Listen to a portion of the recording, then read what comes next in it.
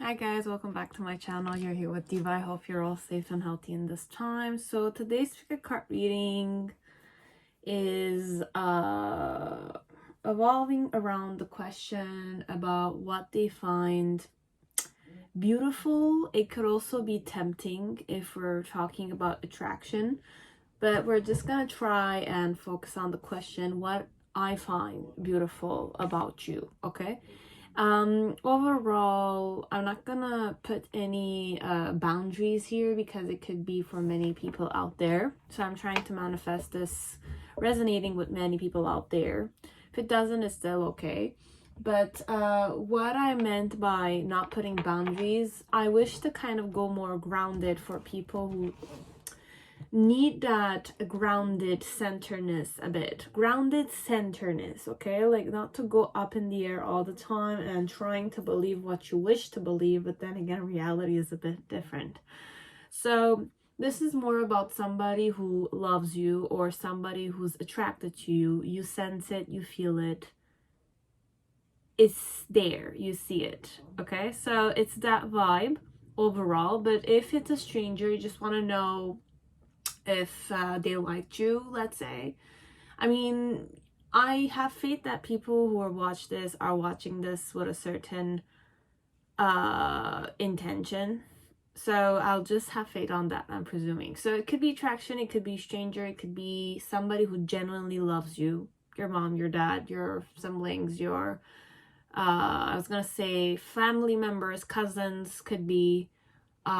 If it's not really family intentioned, it's more attraction and more, let's say, a devil characteristics, shadowy addictions, lustful, sexual.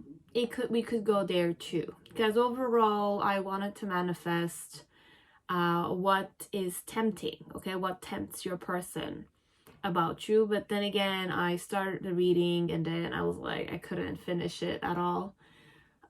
So I'm presuming my aim should be more about what they find beautiful about you and not just what tempts them, because if I'm going tempting, I'm gonna have to definitely go more shadowy and embrace more the devilish aspect of it. We can definitely go third parties in those videos. We can definitely go more sexual and nothing serious, or it could be serious, but then again, when we're going shadowy, it's definitely more devilish. So I'm also gonna give some tips about somebody asking me about how to flip their cards and all that kind of stuff.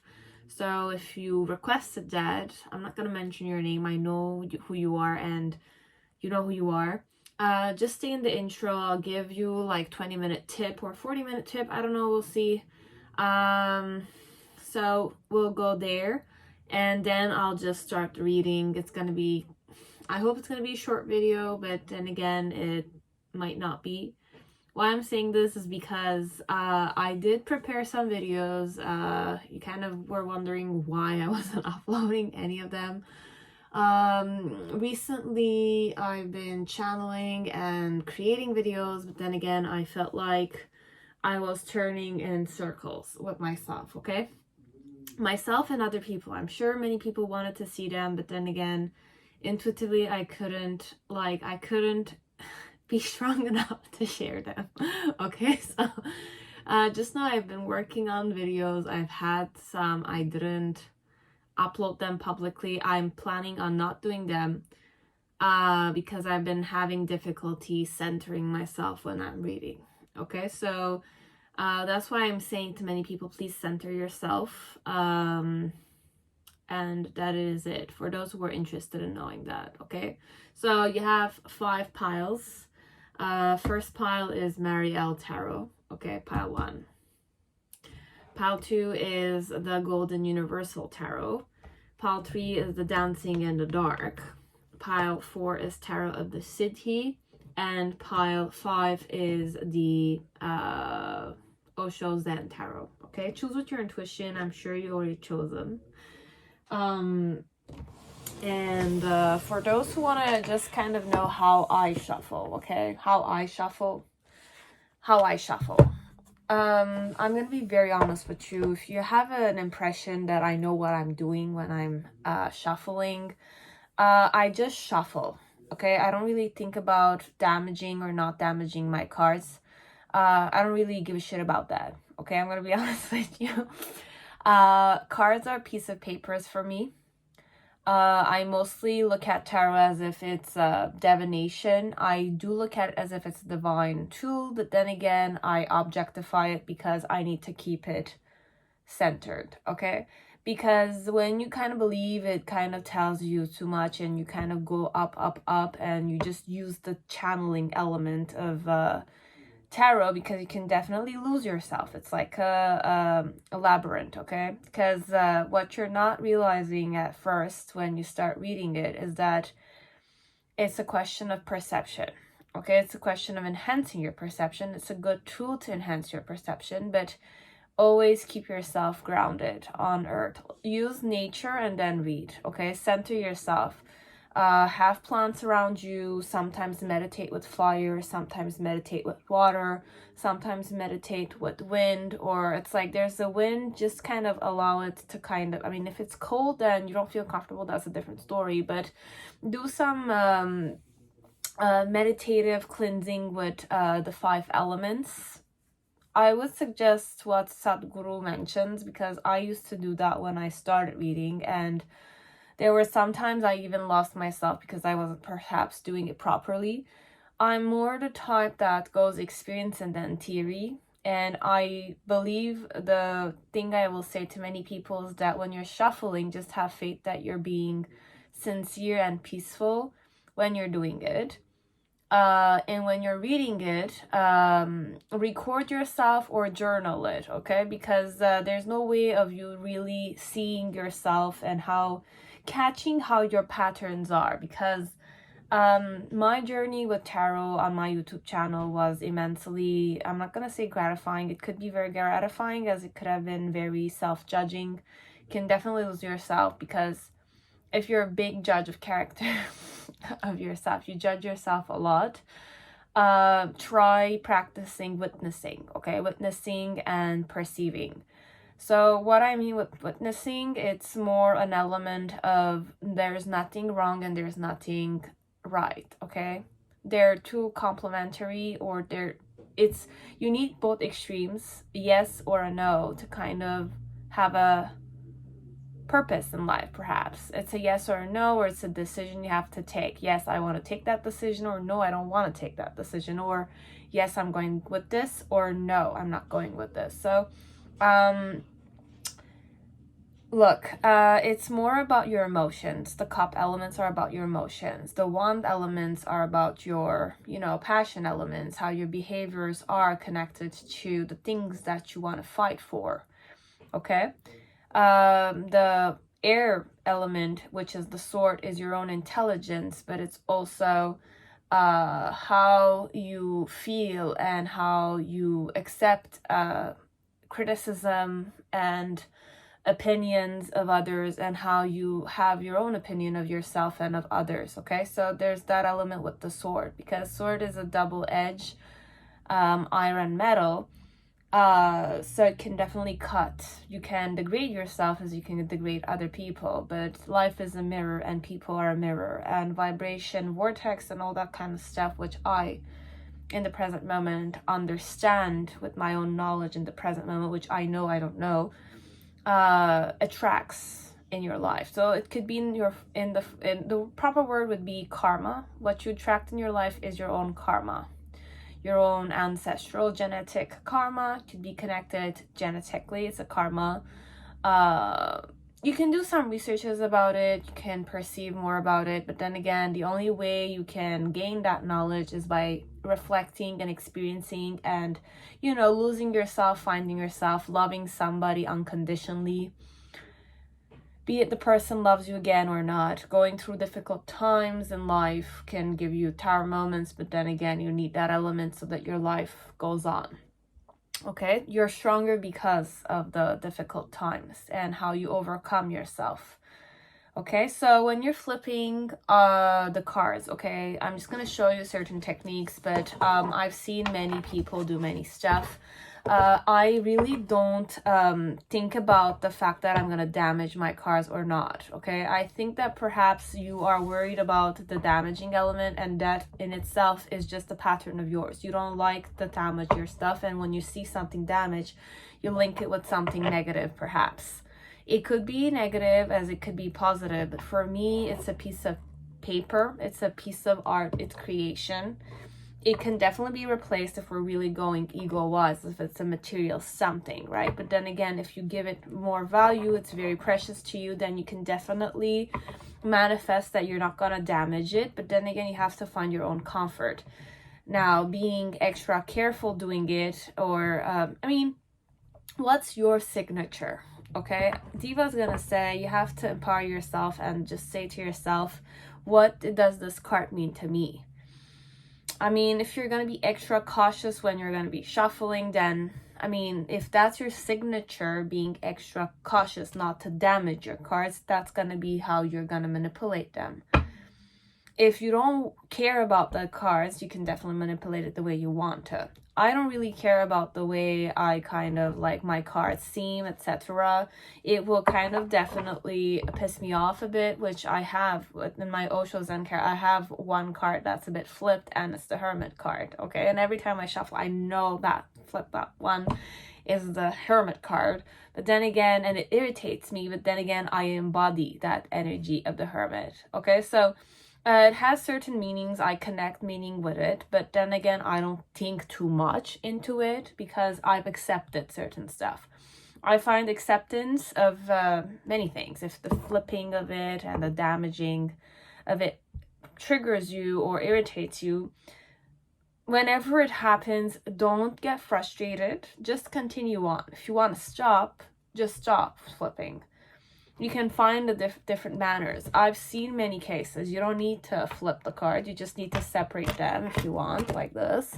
And just play however you want. There's no real flow I follow. I just follow my intuition. I want to shuffle it like this. I shuffle it like this. If it's bent in one way all the time, I take it and I make sure when I'm shuffling it that I shuffle it the other way also. Okay, so it's like if you're always worried about it being bended like this or bended like that, just find a certain flow to just kind of practice for a few times, and then your body will, or your muscle memory will remember it. So there's no element of when you're channeling, or it's like just be comfortable. Find the comfort in shuffling. Find the comfort with the deck. If you want, spend time with the deck. Allow the deck to tan a bit. That's what I do sometimes. I take all my decks outside when it's a sunny day, and I just allow it. It's like I don't do it all the time. I just do it once a year, perhaps. My crystals, I have a tendency to take them out, but every 3 to 4 moon, like a super moon, I'll just put them all outside, and then I'll bring them back after 2 days. You know, so it's more an element of you just need to find your comfort. What you believe in, embrace it. Overall, that's what I'm gonna say. Okay, who said taking the crystals is gonna do good to my crystals, or who said allowing my cards to tan outside is gonna do good to my... If my mentality or my inspiration or me inside, I feel like it's gonna change something, I'm gonna do it. So if you find that it's gonna change something, do it. But when we're flipping, I'm gonna be honest with you, I don't really care about how I flip. I just flip like this. So you just kind of divide the decks, okay? And just make sure that sometimes you can put the fingers here and like allow some to just flow, okay? It's okay. First, it's not gonna work. First few times, it's really not gonna work. And then once you've shuffled it, just turn it the other way around so that the picture is upward, and just do the same thing again. Okay, and then what I do is I just kind of separate them like this, okay, and I just put it back. I can take the first one, or I can just put one after the other. It's gonna be okay. I've seen some, like, you know, some tarot readers, which I watch myself, like, take the time to really divide them. when their intuition allowed them to do it. And then they just shuffled it a few times and then they just started the reading, okay? So, I mean, I'm the lazy type, to be honest with you. And I have faith. How I operate is that I have absolute faith that whatever I'm doing is making sense, okay, to me and to whoever's watching, okay? I'm having absolute faith when I'm kind of doing this. So at first you really don't find your flow because you need to get out of your comfort zone to just be the foolish one there and just embrace the fact that you're a bit cuckoo in the head or you're a bit crazy. I'm being honest here. That's how I saw myself. But the evolution you get and the awareness that you kind of see if you self-evaluate, okay, you will see that you've changed, okay? But for the better, because that's what you're going to be manifesting. Now, if you manifest negative stuff when you're reading and you wake up to them, that's where you start changing the way you want to see stuff, okay? But for some people, based on if you're fixated on something, you can't let something go, or you're having difficulty overcoming a situation, which is completely normal, okay? Because you need to have a tower moment or an element of embarrassment, self-embarrassment. You feel embarrassed of acting that way, thinking that way, feeling that way, believing in those elements. That's where you have a certain awareness. That's where you kind of perceive certain stuff. Now, when you're being embarrassed, there's that element of going pessimistic or self-doubting, right? But then again, you have to wake up to the fact that it's not just negativity. You have to go in. You have to also embrace positivity, okay? And if you're too positive, okay, everything's going all the way you want. But then again, what is the reality doing for you, okay? Sometimes it's more easy for some people because they're more realistic, but some people have a tendency to go up there and fantasize and just seek for validation or confirmation. And that's what they kind of, that's why I always tried saying or grounding myself, because if I didn't watch myself or I didn't evaluate myself, I know some people do like what I did in the past. I might kind of start really getting rid of all my past videos. What's kind of like stopping me is the fact that I want to accept those things, and I have accepted them. That's why I kind of want to allow those energies to still resonate with people who are in those energy vibrations, and those who are not necessarily, they will already leave. So it's more a process of evolution, I'm guessing, and awareness. So why I'm talking about those things when we're talking about flipping. You want just techniques about flipping cards, but then again, there's no real technique. Everybody's gonna tell you the same way. Every tarot reading book also mentions that you have to journal, or you have to look at the cards and how you perceive the cards, and based on which level of awareness you're looking from it. Because you can go with this intuitively, you can go with this realistically, you can go with this ego-wise. Tarot is an amazing tool, but then again, you have to be aware that you're jumping in the ocean, right? You're like, the ocean could be yours as it could be everybody's. That's where true unconditional love comes in, okay? Because if we're really going spirit-wise, okay, there's just one spirit for me, but there's diversity of the same spirit element. But then again, there is diversity, and that is what makes love so unconditional, because it is love at the end of the day. It can be as immense as that, as it could be very egoistic, okay, depending on which perspective we're going. So when you're shuffling your cards, okay, just be peaceful with yourself, peaceful with the cards, be it damaged or not. There's no real way of going it. I've even seen I was going to say a passenger, but a tarot reader who was really owning their own, they were being authentic there. As long as you're authentic with yourself, you're authentic with the cards are going to be authentic with you. You want to shuffle it like this. It flipped already, okay? There's just that one moment of shuffling. When you're shuffling it, just feel comfortable. You know, you can do it in silence, you can put music on, you can, any type of music will do, any inspiration. You can put Spice Up Your World from Spice Girls and definitely shuffle on it, okay? You can put, I don't know, any music that kind of rings a bell for you. You feel calm, you feel good. As long as you own being you, you are being you, the present moment, just being present there, okay? Just being present there and shuffling is all it takes. Be calm, be peaceful. If you feel a specific emotion, embrace that emotion. If you feel embarrassed and you want some element of solution connected to it, have that faith that you will have that solution. You will find the solution. There's always a solution.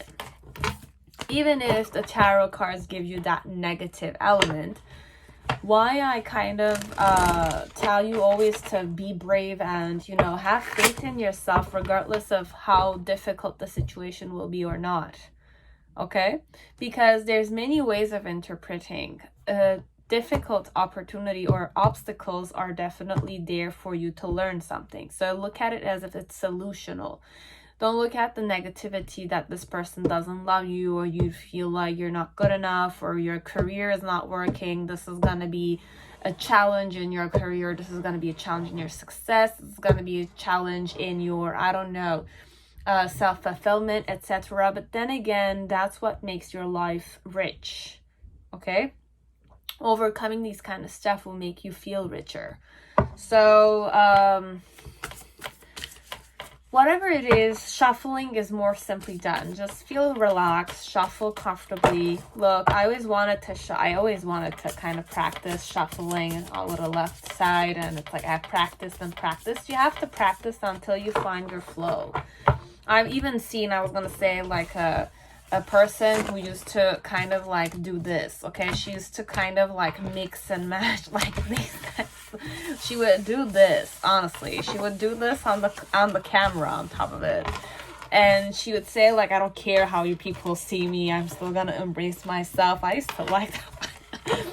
I used to watch a lot of tarot readers before, and I found that one very interesting because she still did it. And look, I did it myself too. I mean, not that I wanted to do it, but I just wanted to state the fact that you can be creative in the way you're kind of separating them. Sometimes I feel like I want to do a circle, or I want to do like just a mixing up, and it's like do this and then start reading, you know? It's like sometimes I don't even shuffle, okay? If you've seen, I just do 1, 2, but it doesn't. It's like doing this doesn't shuffle that much, okay? It's like doing 1 and 2 doesn't really shuffle the first or the second cards. It never touches the first and the last ones. In between them, you can do some differences, but then again, how you're gonna create, what type of Celtic spread or spread you're gonna be doing is gonna kind of in itself create an ambience, okay? So have faith in what you're creating overall. Have faith in the way you're shuffling. If you want to shuffle, you want to be a master shuffler, I'm gonna say go on YouTube. There's a lot of people that can teach you how to, you know, do cool stuff with your fingers. It's like I know a guy, okay? He was my close friend. He still is. I consider him a very good friend. He used to kind of do this cool stuff like in between, and it's like I wanted to do that, but I never was able to. And I don't feel comfortable doing it, but honestly, it's like if you want, you can teach yourself, and you just need to practice. And I'm gonna tell you, it's just a piece of paper, okay? There's arts on it, but at the end of the day, it's not a human being, okay? You can definitely give it a divine vibration, because you can definitely switch your perception. It's definitely can be a god in this deck, okay? It can be a god in this, but I don't really look, I don't glorify something. If this is a god, then I'm a goddess who's reading it, okay? There's no real element of like, if I'm going very divine, I'm saying it's like if we're going divine and like we're considering our divine sacred, you know, energies and all that kind of stuff, if we're going there intent, okay? There's a god here, and then there's a god when you're reading, so there's that god-like element. But then again, keep it always sacred, okay? When we're going sacred, we don't wish when I go sacred, I go witnessing I, okay? There's no wrong and there's no right, okay? The most embarrassing positions or, you know, thoughts could definitely be shameless or shameful. But then again, when we're talking about creating sanctuary for going divine vibration, we're witnessing those situations. We're not gonna get ugly with ourselves, and we're not gonna go criticizing on ourselves. We're not gonna try to, you know, degrade ourselves in a sanctuary environment. We're not gonna degrade anybody we're reading about in a sanctuary like position where there's a spirit, as if like you have a spirit, I have a spirit, and we're all, you know, divine people, right? So when you're going to be reading about yourself or about everyone out there, if you're in a sanctuary vibration, you're in a good vibration and you're in a witnessing vibration also, which means that whatever you're going to read is just witnessing. So you will not be triggered by it. You're not going to get you're not going to go in your ego in it. Even though it triggers you, you're going to overcome it because you wish to create a sanctuary like environment. Sometimes they say put some sage or incense or put good music on the side, or it's like have a cup of wine, enjoy it, but don't go overboard. Just enjoy yourself and enjoy the cards and enjoy the art that every tarot creator has manifested out there. There are good cards as there are bad intentioned cards, but it's always the way you interpret it. I always go Five of Pentacles, Five of Cups. I try going more optimistic because it's a very depressive card, right? But then again, it teaches you a perspective, okay? And it's like, it's not 5. In 5, you have 3 and 2. You have 2, 2, 1. You have 5 times aces of cups. Can definitely differ the way you're kind of reading it and the way it's kind of manifested, okay? So flipping cards, talking about how to channel cards or what vibration to be in, there's no real possibility. I cannot tell you how to shuffle them. You wanted to know how I shuffle, but I just want you to know that when I shuffle, I just focus on the question. I focus on being present. I focus on the element that there are people watching me and embracing that moment. So when I'm shuffling it, I'm kind of having faith 100% that how I'm shuffling it, regardless of how I'm feeling, what I'm thinking, okay?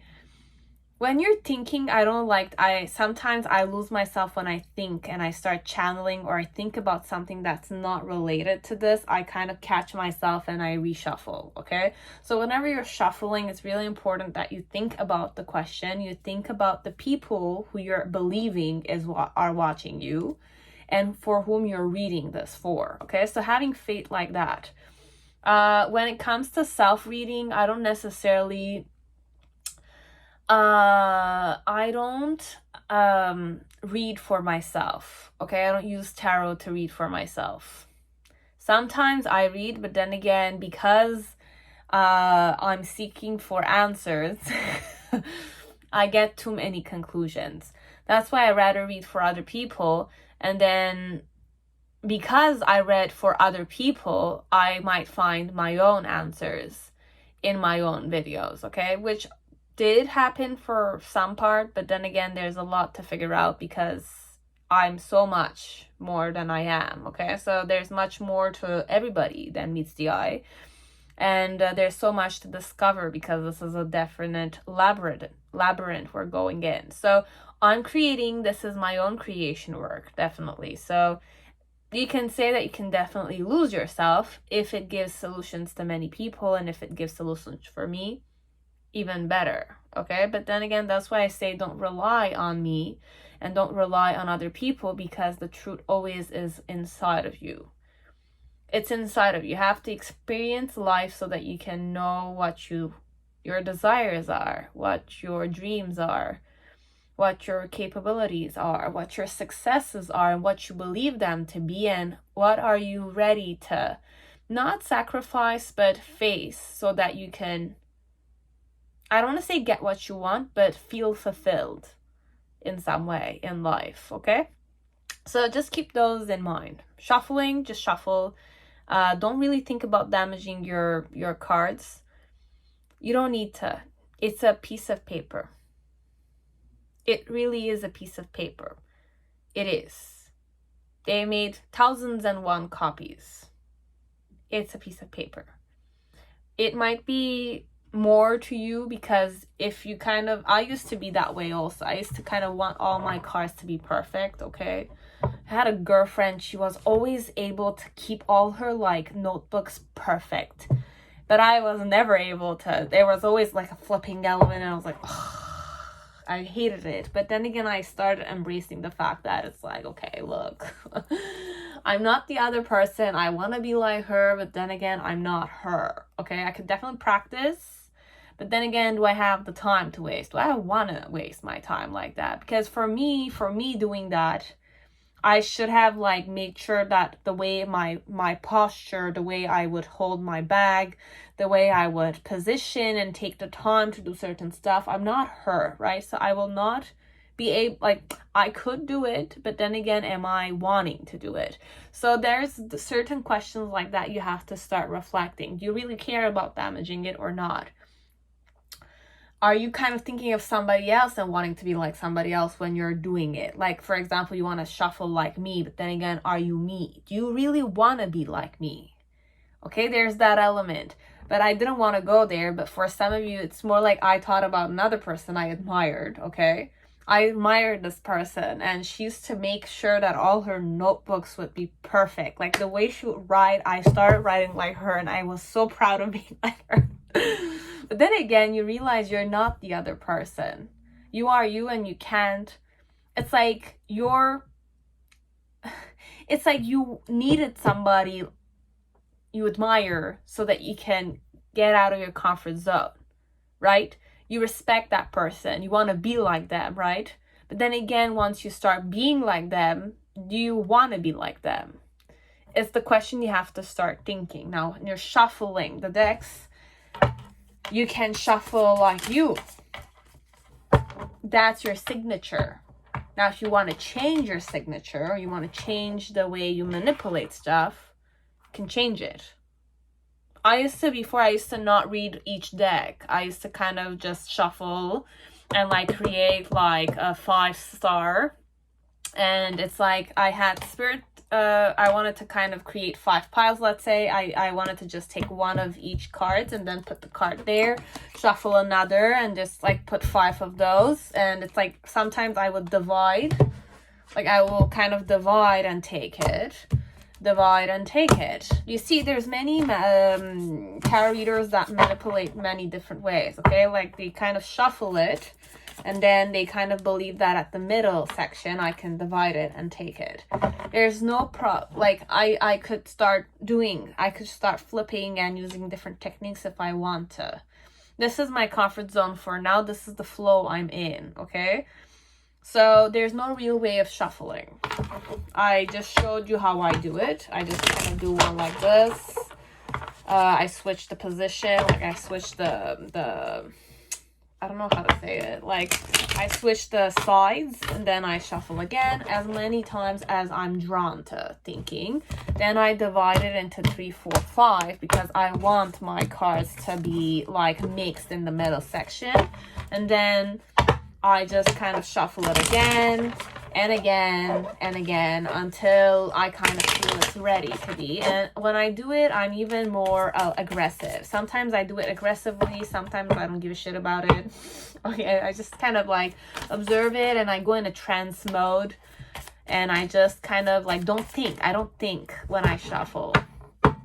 Honestly, I don't think when I shuffle. I just shuffle.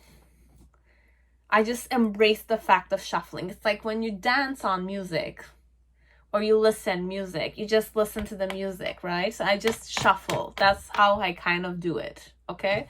So that's the trick I wanted to kind of give to people. Just be yourself, find your own signature. As I mentioned, you can do this and select the Celtic spread through this, okay? You can kind of do cool stuff. I mean, if you like cool stuff, you can study cool stuff. If you don't want cool stuff, I mean, you don't care, just shuffle. don't think, shuffle. And honestly, I don't think even about damaging it or not. I don't give a shit about it, to be very honest with you. I'll get hurt if I damage it, and you'll see me, no, you know, I'll react to it. But then again, what's done is done. I accept it and I move on, continue. It's like the next time I will look at it and it's like gonna bother me a bit, but then I love my cards the way they are. I'm sure they love me equally as much. If I don't like it, I'll burn it, like I did with one tarot. I burned the tarot deck, which I was surprised I did that because I went that extreme. Some people wanted to know, it was mostly the occult tarot deck. I burned it. The moment it entered my house, I wasn't able to sleep comfortably. And after reading it, because every tarot deck has its own energy. First, when I observed it without the guidebook, because I didn't have a guide that came with it, but it reminded me a lot about the Marielle Tarot. Marielle Tarot, I love it, okay? But then again, it kind of woke me up to certain knowledges which I was not really ready to face. I was not ready to face, but I knew I wanted to. I wanted to, because I can be a very curious person. A very curious person. Sometimes ignorance is bliss, though. So I decided to go with ignorance is bliss because intuitively I felt discomfort. I wasn't perhaps able, or I wasn't willing to overcome the situation. Sometimes it's a decision you have to make, okay? With tarot specifically, because it's a flow, it's an energy, and you program yourself when you're reading, because every deck has its own energy, okay? Every deck has its own energy. It's the creator's manifestation. The artist, the person who created the tarot, has its own manipulation there. That's why I say it's belief systems. It's like if it's a person that believes in fairies and magic like that, it's a person that's more witchcraft and occult sciences. It's a person that's more into, I don't know, energy, clairaudient, clairsentient, or it's more about Kabbalah. It's more about astrology. It's more about the elements and all that kind of stuff. They're all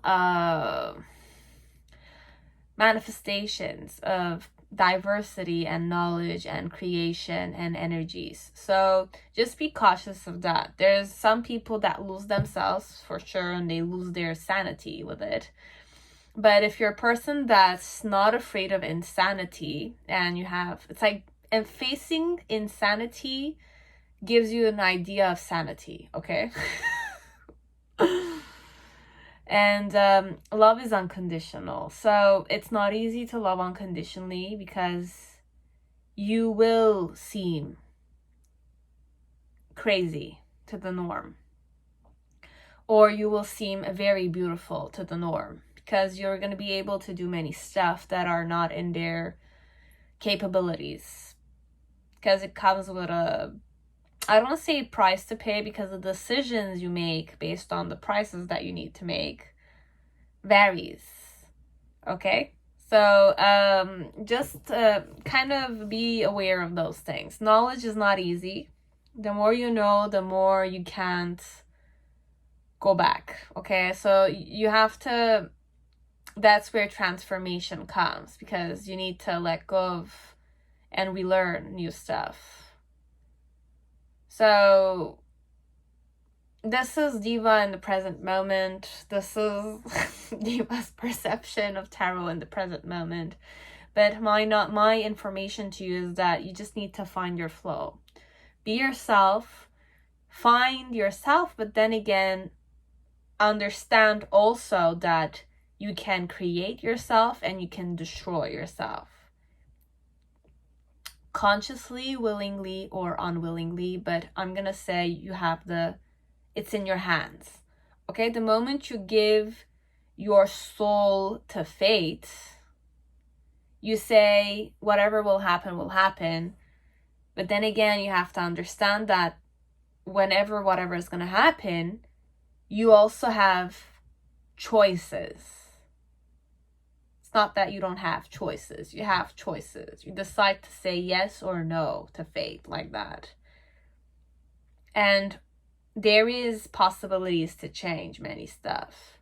But you have to have that willpower to say yes and to put the effort again and again and again and again, not give up until the end. Okay, so there's many ways you can go at this, but always have faith in yourself. You know how you feel in your life, you know how to feel in your body, you know how you feel with your own emotions. And even if you don't know your emotions, it's okay. You can create as you can destroy, as you can witness your own emotions, your own thoughts, your own passion driven patterns, or even your palpable situation. Okay, like the pentacle element. There's many ways you can connect all these 5 elements together. Okay, so flipping, just flip, honey. Just do it. Just do it like Nike. Okay, don't really think about it being damaged. If you think that it's because of your nails, then I'm gonna say you can change the way you do your nails. If it's concerning something about the length of your fingers, if they're too long or if they're too short, then the only thing is gonna be just practicing. Practice with the cards. The more you're gonna use it, it's gonna get used. It's normal. The more you use a card, a deck, it's gonna get older. It's gonna manifest its own expression. You use me, you're sacrificing my quality a bit. It's that way. As if you're your body, it's more a manifestation element for me, okay? If you kind of look good, you take care of your body's gonna manifest in a good manner. You never know what can happen to you from day to day, but what you can do is that you can take charge of what you want to do with your body. It's the same concept with the cards. What do you want to do with your cards? If you're gonna use it, then just make sure to practice with it. But like you, it's a form element. It's it's a paper. This is even a paper, okay? So a magic element. It's a miracle because it comes from wood, and we transformed it. We alchemically transformed this into a piece of art like this. And I'm kind of using it like this. So just be aware and kind of know what its worth is for you. Is it worthy for you? If it is, then you'll take care of it. If it's not worthy for you, then you're not going to take care of it. But the fact that how it looks doesn't mean that you're not taking good care of it. Okay? That's more judging that your cards are not looked well at. But then again, your cards are cards. Okay? They're pieces of paper. Okay? It's a piece of paper, but you're using it as a divinational tool. Okay? But when you're doing it, have a perception of awareness and witness. Witness yourself when you're treating something. Don't go crazy on the cards. If you say there's a energy, there's a god in this, deck, then there might be a god if we're going metaphorically, because if I'm a god, okay, and the creator is a god also, I'm reading because it's gonna match our energies, right? Now, if I'm being egoistic and I'm looking at this as if it's a piece of shit, it doesn't mean anything. Then when I'm reading this, let's say it's a mirroring element, so I'm going to read this as if it's a piece of shit, okay? So it's that vibration. I'm kind of trying to make you guys understand. I'm not sure if it's working, but just have that perception, how you're kind of approaching this. Now, if you're saying that this person's a piece of shit, it's a person that's like this and that's like that, now you're the person who's looking at this person like that. You think you're high and mighty, but then again, how are you seeing the person, okay? How are you reacting towards the person? Are you taking the person as if it's a piece of shit, or are you treating the person properly? It's that vibe also, okay? So it's a mirror element. It's a mirror image. Very important. And also, it's not about only you and it's not about only the person. It's about the creation and what the creation is kind of manifesting itself. What is it bringing to the table, basically? That's how it goes. With me, at least, okay? And for now. I can't say it's gonna be this way all the time because, man, my perception has switched 10,000 times over. From being a duckling that was embarrassed of sex, that didn't accept sex, that didn't accept the dirty side of sex, that didn't accept players that much, I became a very different person now, okay? So it's thanks to tarot, definitely, but thanks to myself, okay? And thanks to all the people who were teaching me many stuff, because I faced a lot of people on my channel too. I still face them. And many people need to face certain sides of them with me, okay? By mirroring me, or by kind of like reminding me of my past self, perhaps. The triggering me to accept the, you know, my weak parts. So you were kind of gonna have to start accepting many stuff. If you want to evolve and expand, you have to let go of many things and sacrifice or pay the price, okay? Paying the price could definitely be pay, like money-wise, as if like you spend, I don't know, 5 hours working, and then that $50 or that $100 or that $2,000 that you made in that 5 hour, whichever salary and worth you have, let's say, whatever work you have, which is not truly your work, but then again, that's how we go in this norm society.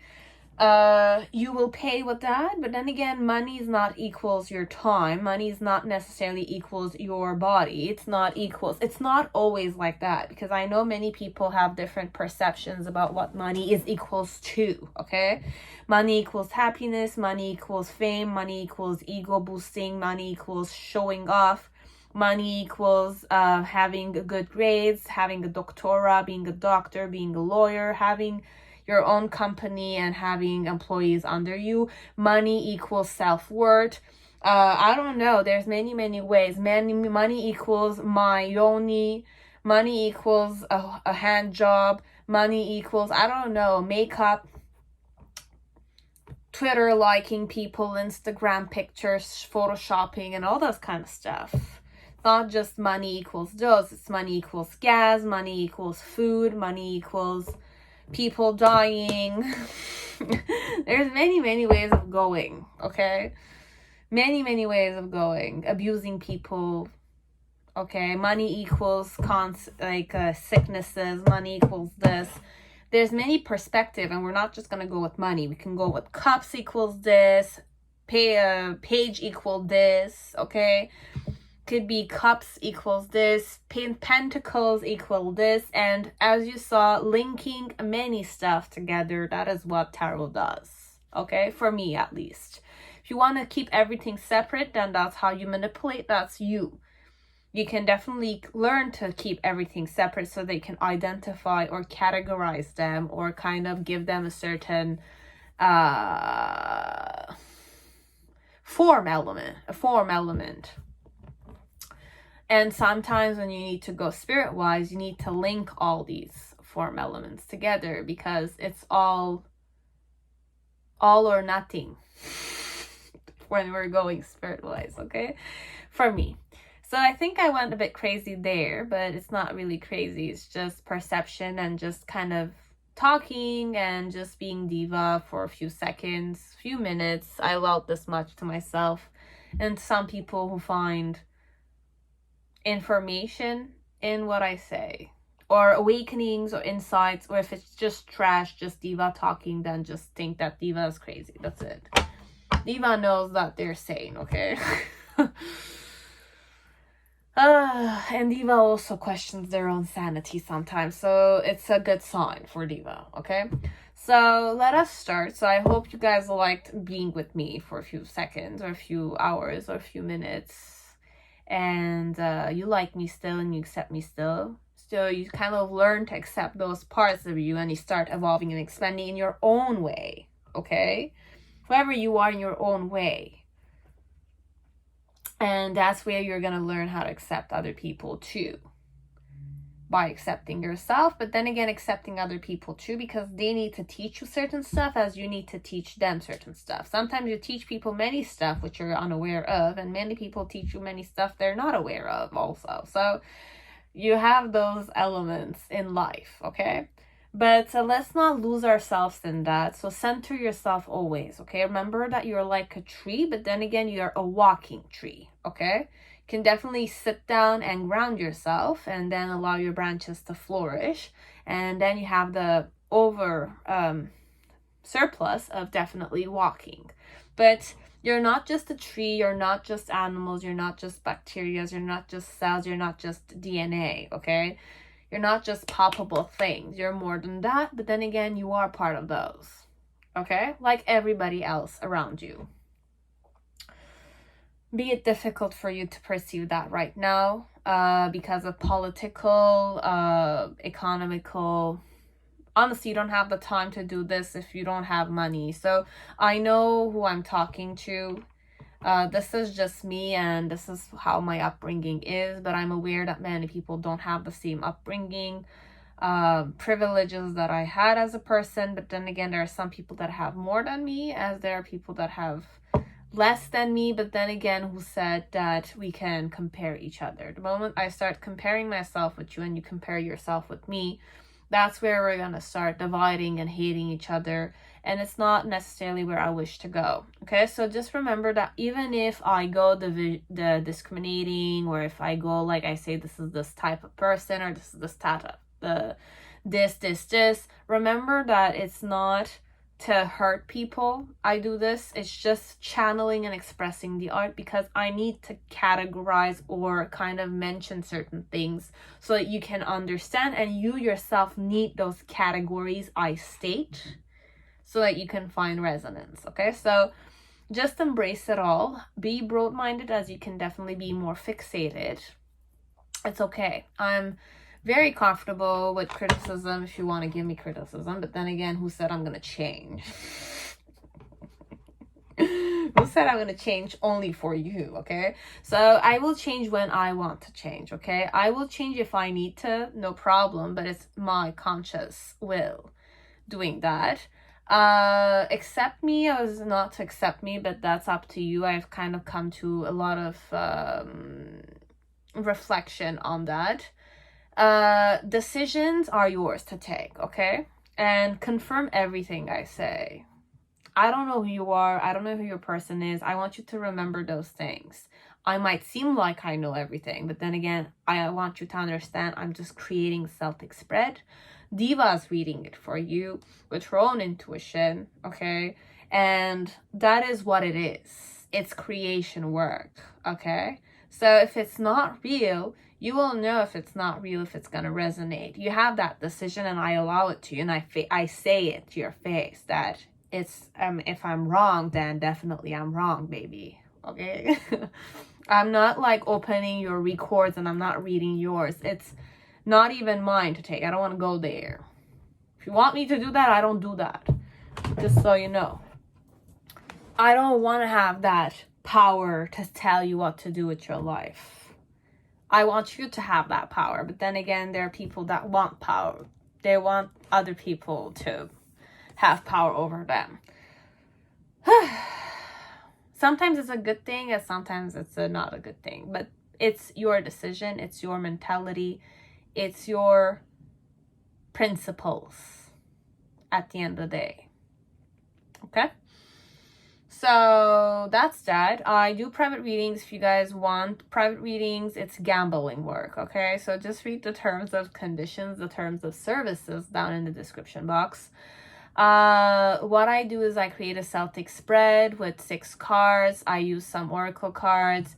I would like you to tell me what kind of deck you want. Any information which you deem important me to know, tell me, because I don't know anything, right? When I'm reading, you can definitely tell me, just channel what you want, and I'll just channel what I want. But then again, if you want more restricted, conditioned, let's say, reading, let's say, could kind of give me ideas, perhaps, so that when I'm kind of reading it, I'm gonna flow in that vibration and still follow my intuition. Sometimes tell me absolutely what time you want, how long you want me to read, okay? And sometimes I do refuse to read to people, okay? If you have too many expectations of me, from the vibe you give off, the vibe I tune into, okay? The intuitive vibration, the impression, energetic that I sense through the email. If you have too many expectations, you want me to confirm stuff, I say it again. I don't confirm answers.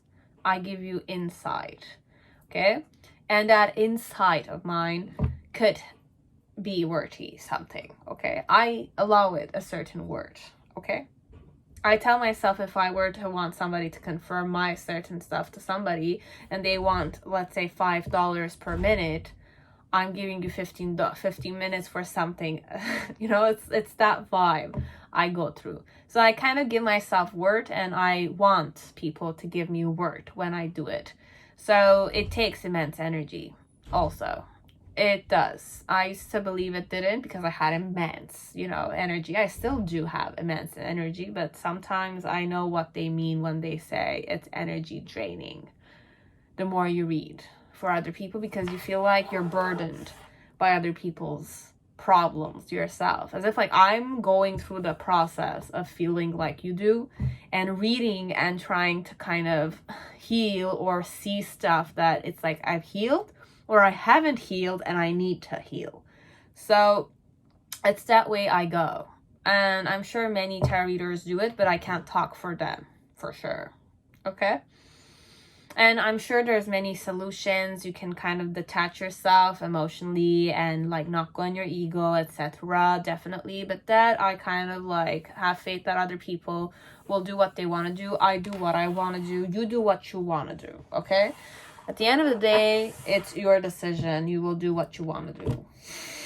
Be it consciously going there or not consciously going there. And there's always consequences, okay? There's advantage, but then again, there's consequence. You should be ready for both when you're kind of making a decision. No regrets. You can't change the past. What's done will be done, okay? Will manifest in itself. So you just have to have faith overall. And work, palpable. Try, put the effort there. So enough with that. If you want to like, dislike, comment down below, no problem. Subscribe, hit the bell. If you want to share it, you find my channel to be useful to some people, you can share it definitely, okay? If you want to donate to my channel, the coffee site is down below, and that's where we're gonna end. Okay, so right now we're at pile 1. So whoever chose pile 1, welcome to your channel. Like I said, to my channel, I was gonna say. So hi, newcomers, welcome. If you want to subscribe, go ahead. If you like what I'm gonna say, but then again, just have faith in yourself. I hope you're all safe and healthy. So this is Marielle Tarot, the gorgeous, dangerous Marielle Tarot.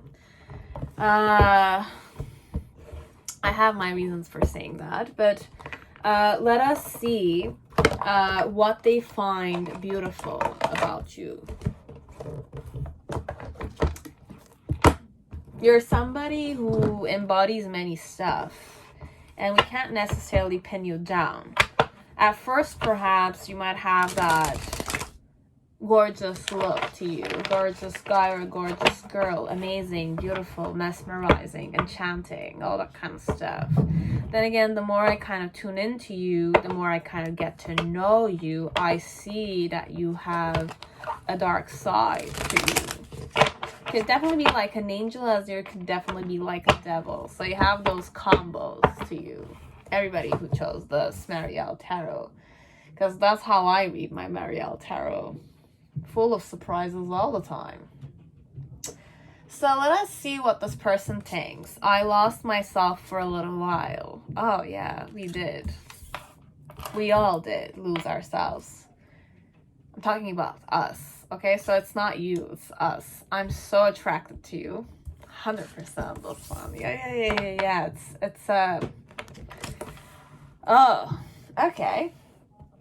So there's that. So you have, I lost myself for a little while. I lost myself in your eyes, but I'm so attracted to you. You got this one for sure. Smirking, eh?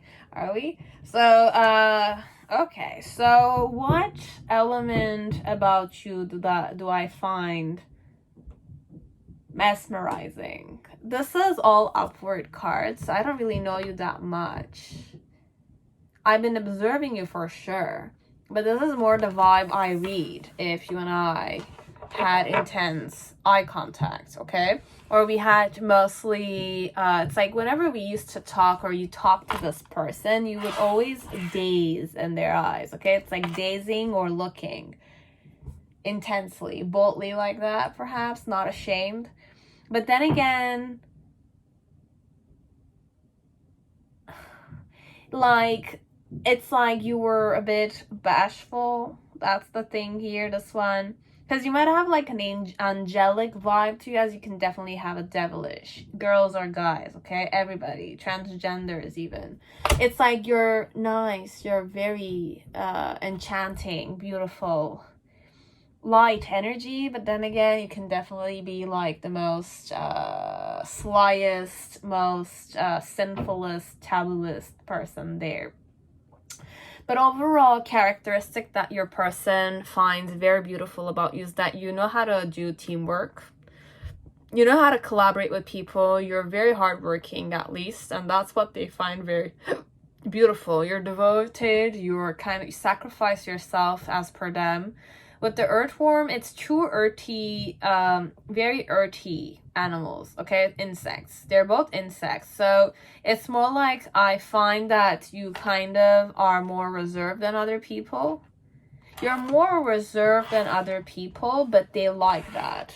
The fact that you're more, Diva's gonna say secretive. You're secretive, but then again, they don't necessarily, I feel it, but I need to know you better so I can know it, okay? Diva's gonna say you're more secretive because you have multi-layers to you, but your person is more mesmerized by your looks for now, okay? It's more look-wise. And the impact of your souls, it's like beginner's phase, this one. This one, I'm kind of like,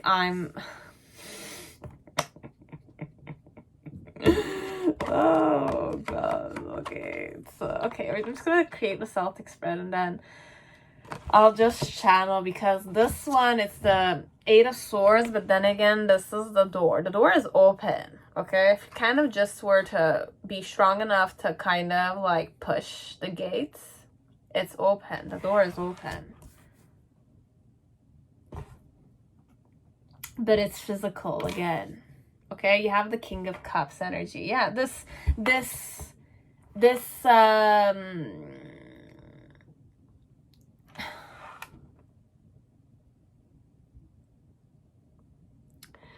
give me time, okay?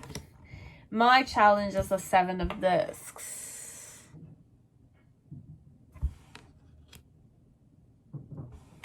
What do they find beautiful about you? It's all hidden, basically. It's King of Discs. Okay, yeah, this is the King of Discs. Just look at this, okay? Like, look at the body posture, okay? Like, this is all open to me, okay? So it's a bit that way. You have the King of Discs. In the initial energy, you have the Ace of Swords, okay? You have the Eagle with the Queen of Cups in reverse. Okay. And this was in reverse. Very interesting. In the middle section, what I find beautiful about you, okay, what is beautiful about you? You have the 7 of Cups, this intensity a bit,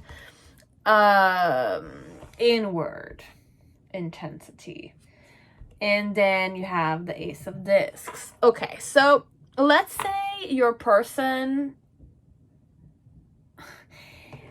thinks, okay, how am I going to express this? You have the Empress. I find that you're a very abundant person, which we can see with the fire ant and the earthworm. Okay, so what I find attractive overall and what I like about you is that you're collaboration work overall. You're hardworking, you know how to work with the groups, you work with a purpose, you have intentions always, you always prepare for the future, you're established. That's how I'm kind of assuming you to be, okay? From what I find beautiful about you, okay? With the earthworm, I also like that you're reserved, but I know that in that reservedness, there's a potential there. As if like when you need to act on certain things, you get out of your comfort zone overall. Now, what's beautiful about you is that there's like a... This is more about your person's perspective of you. I don't know you that much. Okay, I don't know you that much. I don't know you that much, this one. Even if we've known each other, I don't really know you. I'm assuming I know you, this one. I'm attracted to the unknown element of you. It's that way. The unknown side of you. I don't know you, but I have an idea that I might know you. My idea is that you're a very sensitive person. You're very sensitive. I feel like you could be a very good lover. You could definitely be good in the sheets, okay? You could definitely hypnotize me. You know how to hypnotize people, or you don't even know you hypnotize people. So your person is thinking that you don't know what impacts you have on them.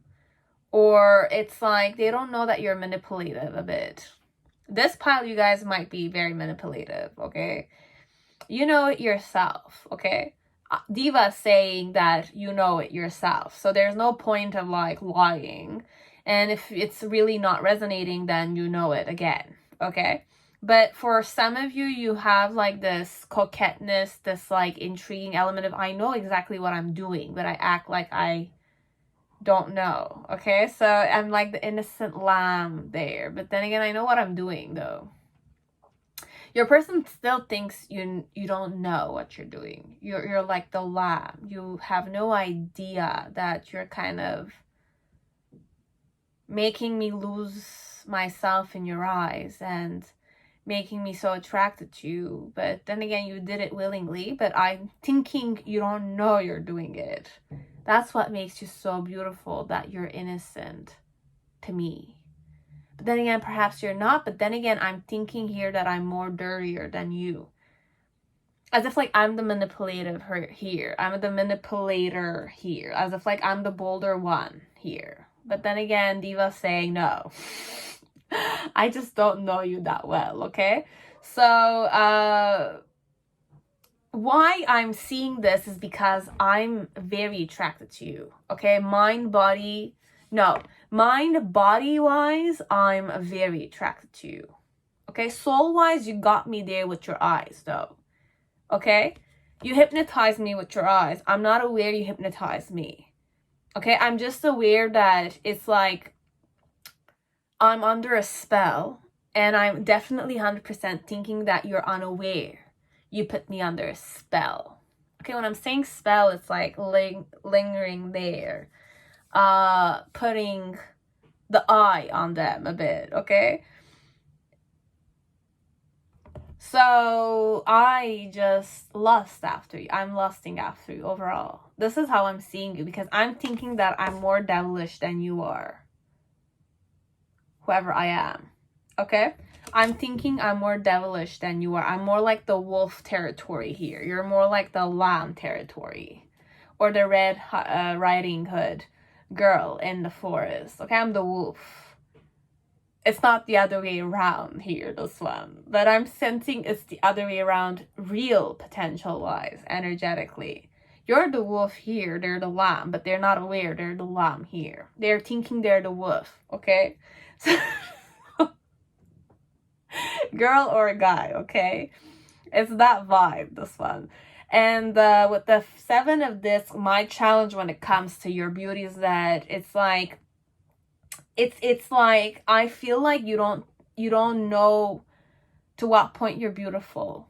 Okay, so what they find beautiful about you is that they think that you're very innocent. Okay, they're sensing a little bit like a devilish energy to you, but then again, they need to know you better so that they can embrace your devilish side. Okay, for now, they're thinking they're more dirty-minded than you are. They're thinking that they have the things in their control over you. You have no idea you have this much impact over me. You kind of are like an innocent girl or innocent guy. It's like the vibe you give off to this one is that you're the more like you're very bold and you're more sensitive. You're more sensitive and you kind of hide your emotions, or you're more like shyer. You're shyer, or you're more you're shy. That's what I find beautiful about you. I think that you're shy here a lot, like, and that it's like you don't have options. What's beautiful about you?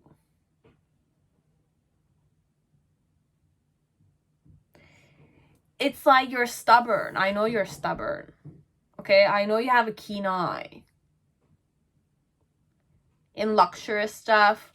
The way your mind works is very electric. Okay, they know that you're not stupid, but self-esteem wise, perhaps they think that it's like you don't know that you're attractive.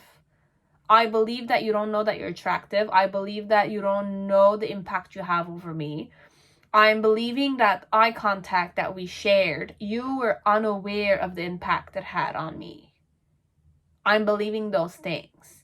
And it's my perception that you're just very innocent. You're very like a lamb.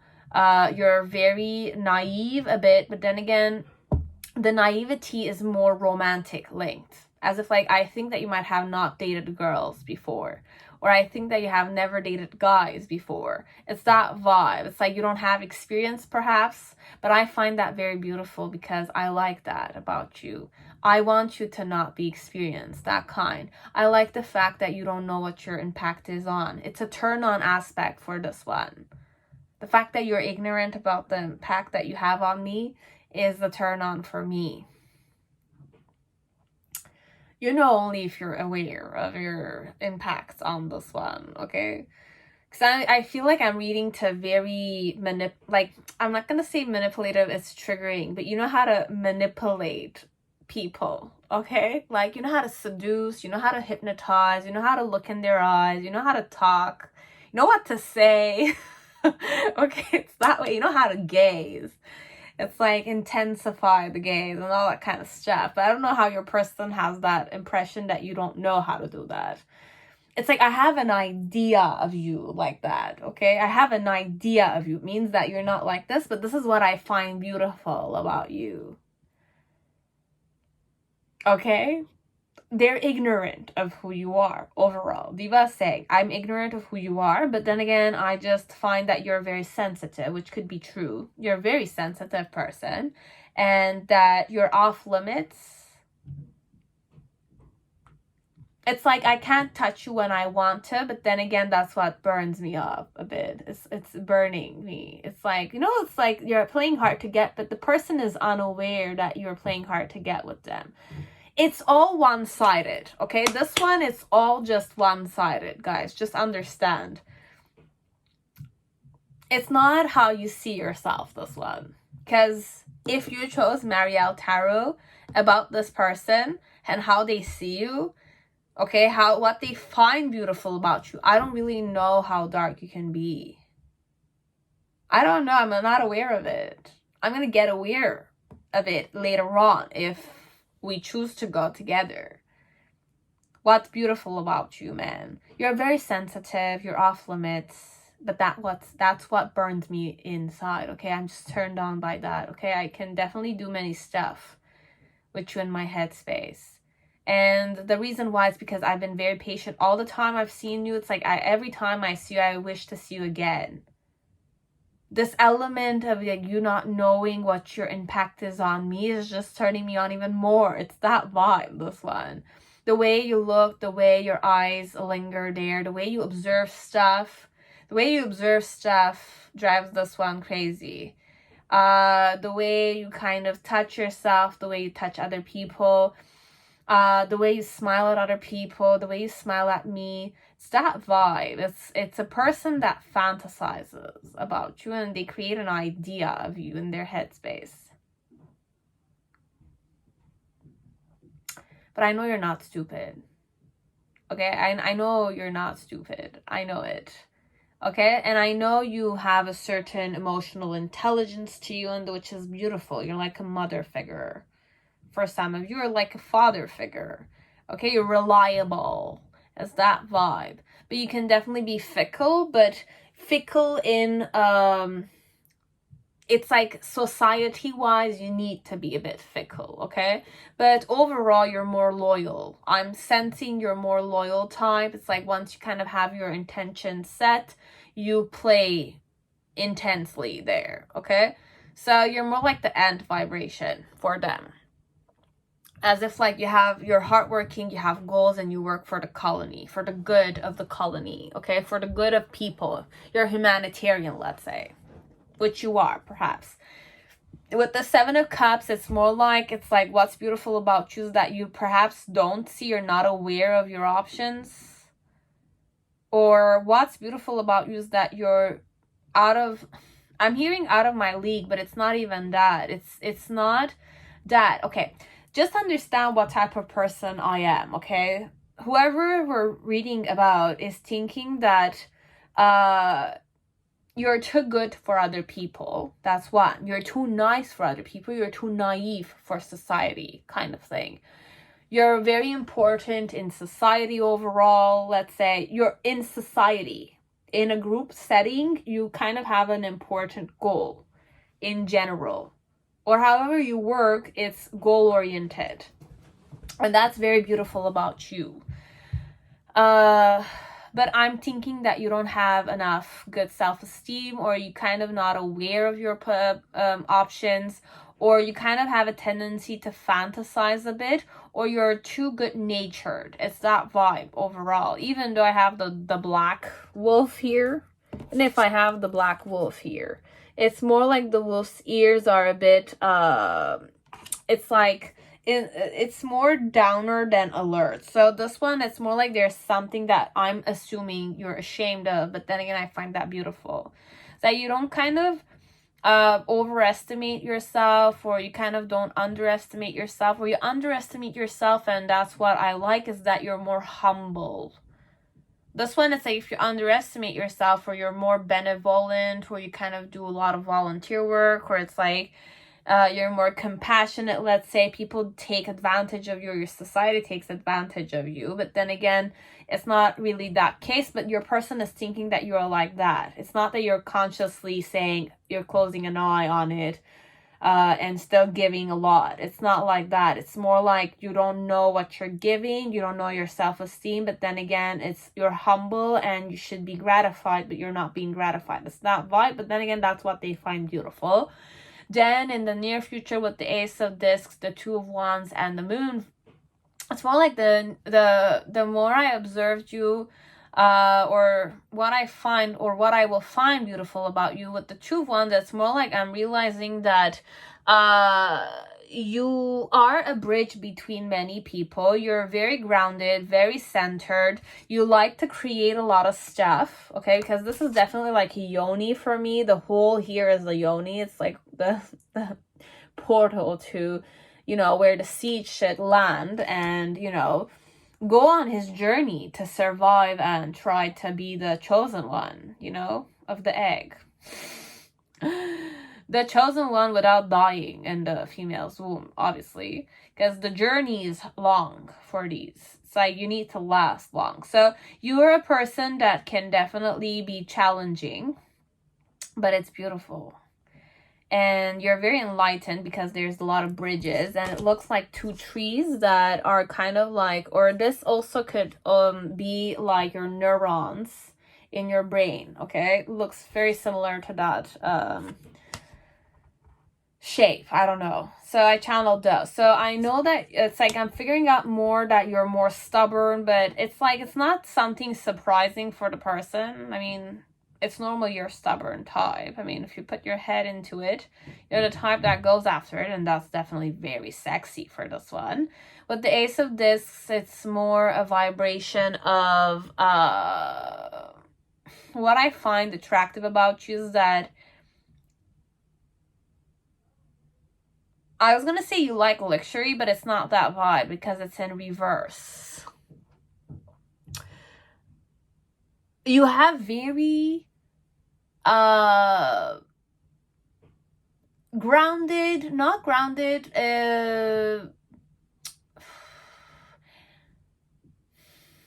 Ace of Discs in reverse. Bear with me a bit, okay?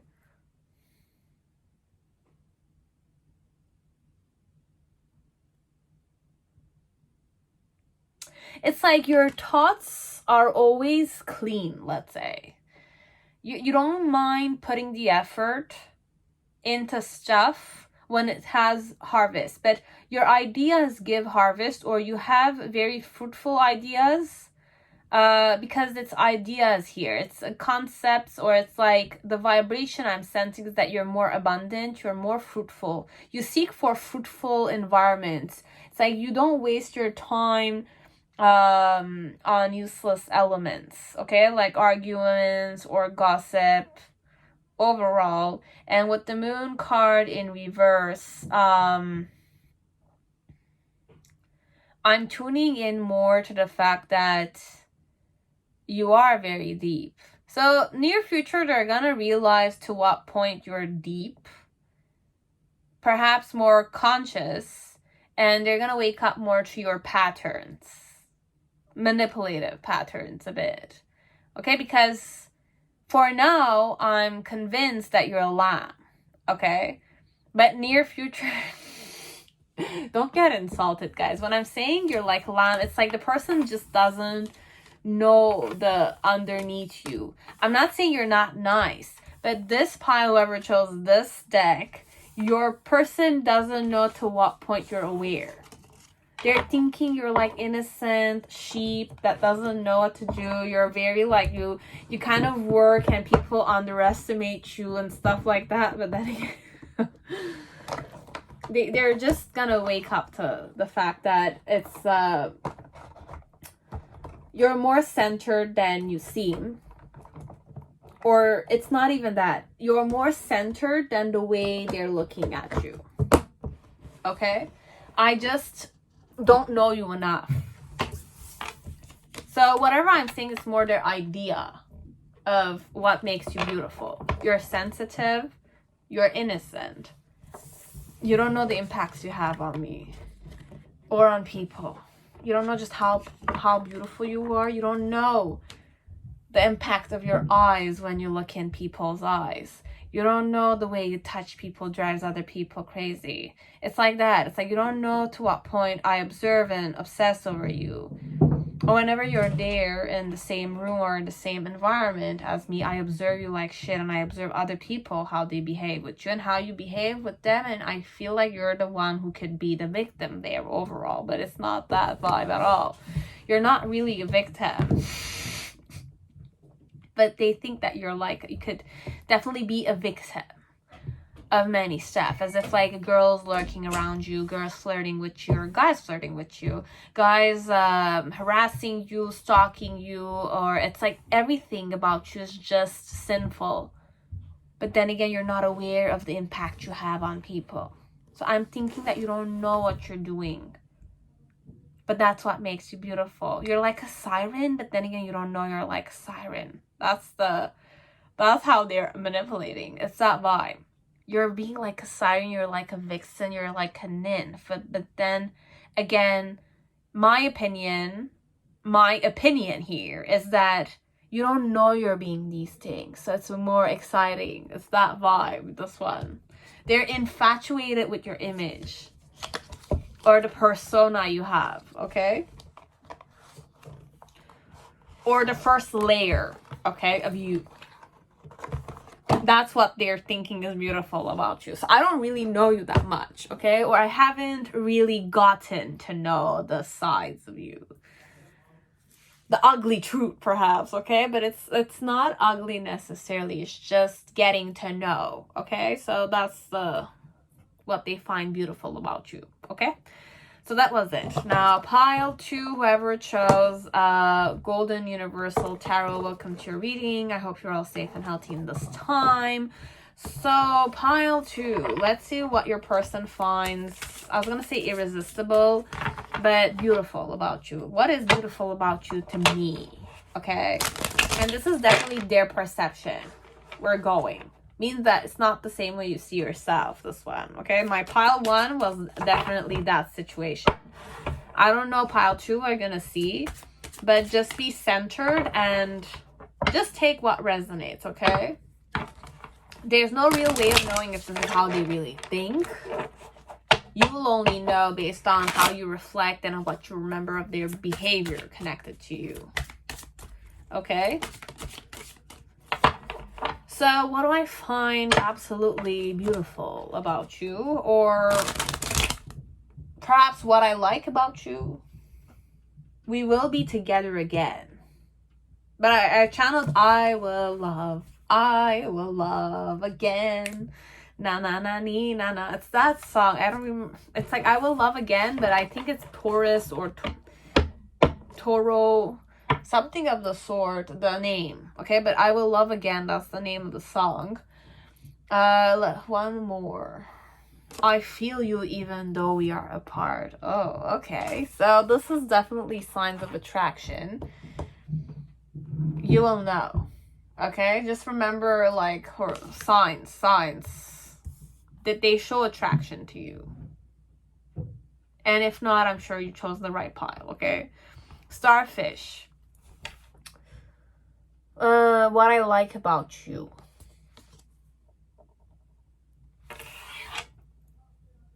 For some of you, you're popular in your group, or people, it's like people have a tendency to gravitate around you.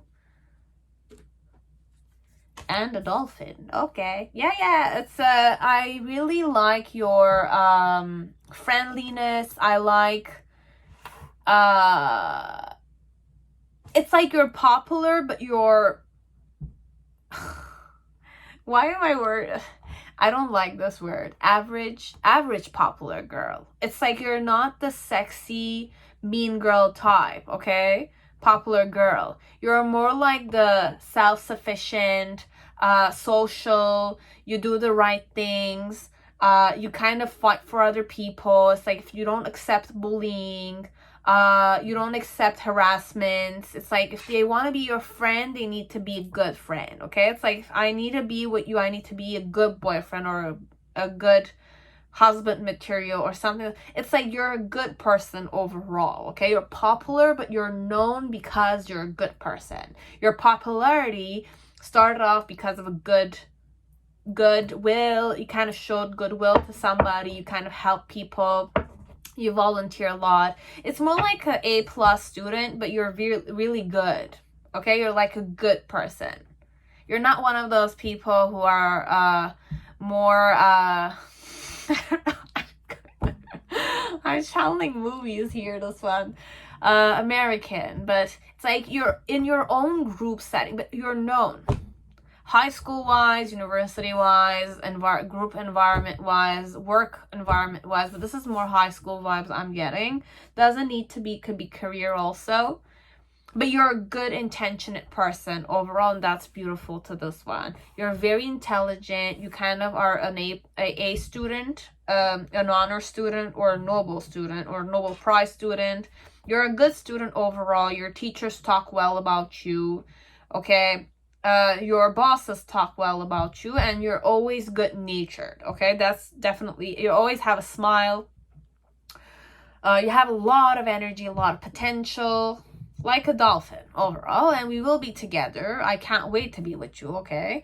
And I feel you even though we are apart. So we're separated. You've kind of like went for scholarship, or we kind of are separate universities and separate states, okay?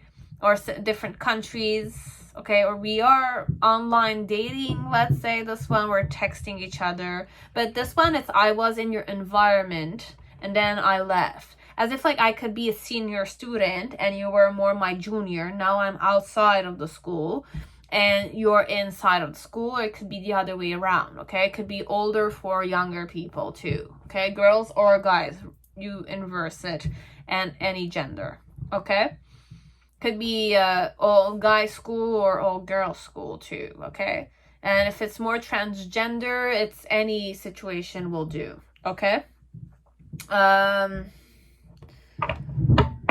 you're more the elegant type of person, but strong-willed and good person. It's more that vibe, okay? You have a big heart, okay? You're very compassionate. So what's the main situation about what I find beautiful about you is that you never stop fighting, okay? Never give up. It's beautiful. I know you this one, it's a person that knows you very well. Perhaps you grew up together. My challenge when it comes to you, it's the Eight of Swords, or it's like when it comes to me is that I can't seem to kind of make a decision. Can't come to a decision, or I feel conflicted every time I think about you.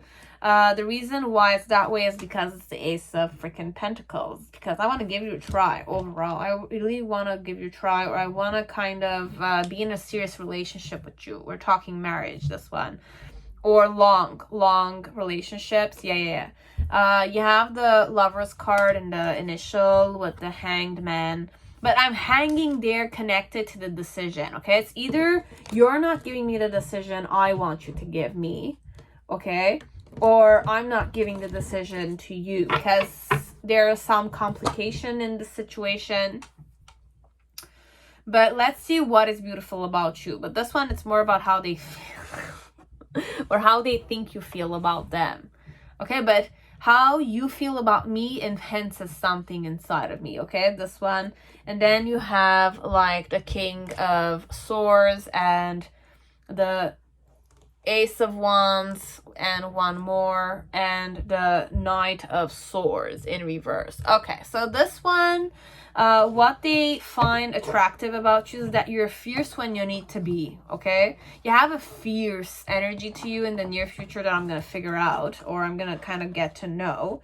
But overall, what they find beautiful about you is that you're not easy to have, you're not easy to get, you're not easy to commit. It's like you don't commit necessarily because you have a lot of love to give. So your person might want your love to be on them only, but you have a tendency to give it to many people, okay? So that's one of the things. So this one, it could be more that I want to kind of have you for myself, but then again, I can't have you for myself. Or you want me for yourself, but then again, you can't have me. It's that vibe, but what's beautiful about you is that you never give up. You have a certain stubbornness to you, and when there's a will, there's a way. That's your motto in life, okay? Why? So you're an opportunistic person, okay? Like, I know you, whatever opportunity you will get, you'll use it for the good of other people, okay? So it's like you have visions and you fight for humanity, perhaps. This one is that way, okay? Your person finds this beautiful about you. But then again, their challenge connected to this, or your challenge connected to this, is that sometimes it's like you are, because you're selfless like that, selfless, not selfish. It's like you're not selfish. That's why it's like sometimes you can't make the decision because you don't want to kind of hurt anybody, and I'm aware of that. But then again, that's my challenge. It's like you never make a decision. You don't want to hurt anyone, but then again, you kind of sabotage yourself. But that's the only weakness I find inside of you, okay? But overall, you're an opportunistic person, and that's very, like, beautiful to me. In the initial energy with the Lover's card and the Hanged Man, it's more like you sacrifice yourself so much for people, for the good of other people, that it's like you're very decisive also. So with the Lovers, it's more about making good decisions, making the right actions, making the right decisions, let's say, but with right actions connected to them. And with the Hangman, it could definitely be because you see different things from different point of views, okay? Because you're the starfish. The starfish is very intelligent. It's able to kind of perceive from different point of view. So you can definitely play the mediator's job. But then again, with a mediator, you need to sacrifice the concept of blending in. That's why you perhaps don't blend in. People put you on the pedestal because they like your vibration, but they're not like you overall, right? So your person finds this element very beautiful about you, is that you can see things from different perspectives. You're really not selfish at all. You're really not selfish at all, and they like that about you. With the Knight of Cups, it's more like you follow your fantasy. I know you have a fantasy. It's like you have a good imagination. You're a person that likes to fantasize. You're very romantic, and I like that about you. You have a romantic side to you. You read romantic books, or it's like, I don't know. Even if you're a guy in this energy, you're very romantic. It's like when you take care of people, it's like many people fall in love with you just because you're you, okay? That's what the person finds beautiful about you. So overall, you don't need to do anything, and just being yourself, you attract people, okay? Your vibe is attractive. You have that smile. You're very agreeable. You're very friendly. You're very accepting. You kind of include people. You're very social. You can talk with many different types of people. You adapt to many people also. You know what people need overall, and that's very beautiful. That's what they find very beautiful, okay? And then in the near future, it's more like, I know you have big balls, okay? I know you're a person with big balls, okay? Sometimes you have difficult situations, but then again, I know you have an intimidating side to you, okay? It's like you have the side to you that's like, okay, like you don't talk, but then again, perhaps it's a behavior. It's, we see this through your eyes. It's like if people trigger you, or people, you've had enough of dealing with a situation, or people are kind of harassing some people. It's like that's where your deadly aura comes, and you just kind of like teach a good lesson to many people, okay? It's like you have those personality. It's like you like to play the hero, but then again, you are a hero. It's that vibe. You don't tolerate abuse. You don't tolerate. It's like if people were to kind of create a certain environment, you have like this aura that comes. It's like this agreeable person that you are, this intelligent person that you are, this comfortable, friendly person that you are becomes more intimidating if ever somebody triggers you, or in the near future going to become a bit more sharp with the way you're going to look at people, okay? So this was what I'm going to find beautiful about you, or this is what I find beautiful about you, is that you handle me very well, okay? It's like I can't bullshit with you overall, but I know you're a very compassionate person, okay? I know you're humanitarian like that, but I like this side because this is what I think you are like, okay? So I think you're definitely interested in me, but then again, sometimes when I misbehave, you have a stare you give to me. That's more like shut your mouth, or don't do this, or don't do that. But then again, I like the attention you give on me because I feel special when you do that, okay? So this is how, man, I salivated. So this is what I find beautiful about you, okay? For some of you, this person puts you on the pedestal, but it's not just this person. Other people also put you on the pedestal. You're like an amazing girl or an amazing guy, but it's not just amazing. You're beautiful, okay? You're just friendly, you're sociable, you're so intelligent. You know how to see stuff from different perspectives. You understand us, okay? Us, different people. Multiple different types of people. You understand us. So it's like I feel included in a group. It's like you make people feel included overall, okay? That's why people just love you. They can't not love you, okay? You are a lovable person, okay? The fact that you acknowledge people, you're friendly with them, you show intelligence, or you show concern, but it's thoughtful, so that's why they like you. because you're very mindful or thoughtful overall. Those are your good qualities. Okay?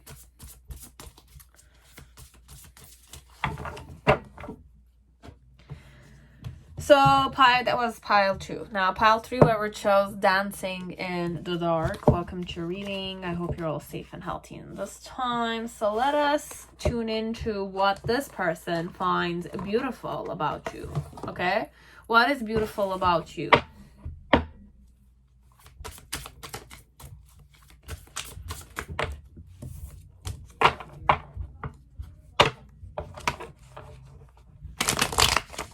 What people find beautiful about you.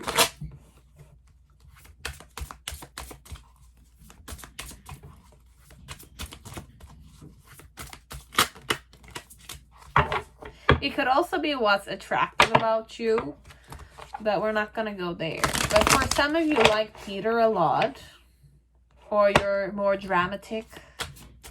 You like drama a bit. It's like entertaining too. It's like a king's vibration a bit. It's like a king that wants to be entertained, or a queen that wants to be entertained. Or you like to entertain people. It could be the other way around. We'll see. Okay? This could be about you being attractive, or I'm thinking that you're like this. You will know. Only the viewer will know. Anyways, what your tendencies are like, this one. Because this is more, I observe you. I watch you, this one. People watch you in general. It's not just this person though. This one, there's a big crowd that watches you. So you're quite popular, but it's not a popular. It's like people are extra aware when you're there. All eyes on you. Okay? That vibe. All eyes on me. But you, basically. All eyes on you. So we watch you. I watch you, but I could definitely be many people. Your person you're here for, but other people see you the same way your person sees you. Observes you. Okay? Watches you. You're putting on a show, perhaps, with a mask on or without. But when I'm saying the mask, it's like you're not, it's not the real person you are. It's more the persona you have in a crowd setting. The mask you put on. Your mask in a social setting overall. So, okay. So, I know I messed up everything. So, with you, many people mess up a lot of stuff. I'm starting to understand our connection, that perhaps you were never serious. You came closer than anyone, though. I thought you were serious about me, but then again, you were not. Player. So, it's more that vibe. But don't get insulted. I don't know you anyways. So we're just gonna observe you here through the eye of the beholders. So what we like about you. Your haughtiness. Your attraction also. It's like moths to a flame. You attract us like moths to a flame. So you are like the flame. You're like that warmth, that kind of like that fire storytelling vibe. You teach many people many lessons, perhaps. It's like you mesmerize us and then you just disappear. It's that vibe. It's like a wishy-washy, but then again, it's not wishy-washy. You're just being yourself, right? Just kind of embracing that persona you just enjoy being in. So what's attractive about you, this one? This one is what's intriguing about you. So you have the Queen of Wands in reverse with the King of Swords. Wow. Queen of Wands, King of Swords, and two more. The Lover's card in reverse. And okay. And the freaking Four of Pentacles. And they're all freaking reverse. So we're assuming or we're tuning in to the inside of you as we're watching you. So we're giving you characteristics which could definitely be you.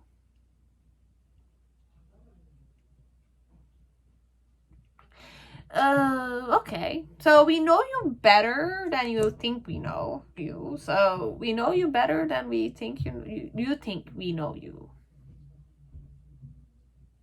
Interesting. Give me time. I'm just contradicting. I just contradicted myself, but I need time with your pile.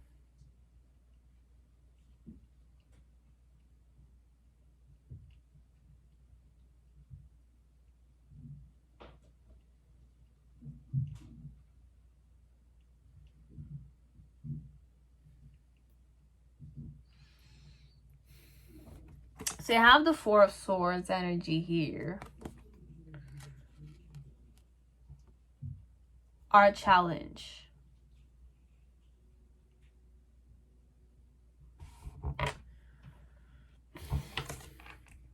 The reason why it's the Five of Pentacles with the Queen of Cups in reverse. Okay.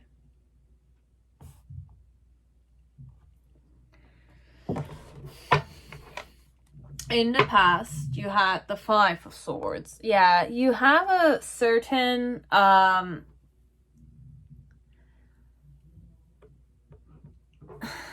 channeling a guy I know, okay? I know him, but I don't know him at all. I don't know him. I don't. So you have it could be a girl also, okay? It could be a girl as it could be a guy. You have the Ace of Swords energy and reverse.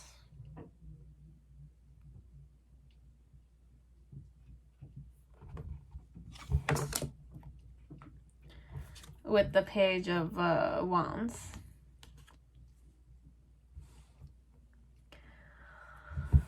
And then in the near future, you have the freaking Emperor. Yeah. Okay. Yeah, you were always this vibe, okay? Always this vibe from inside.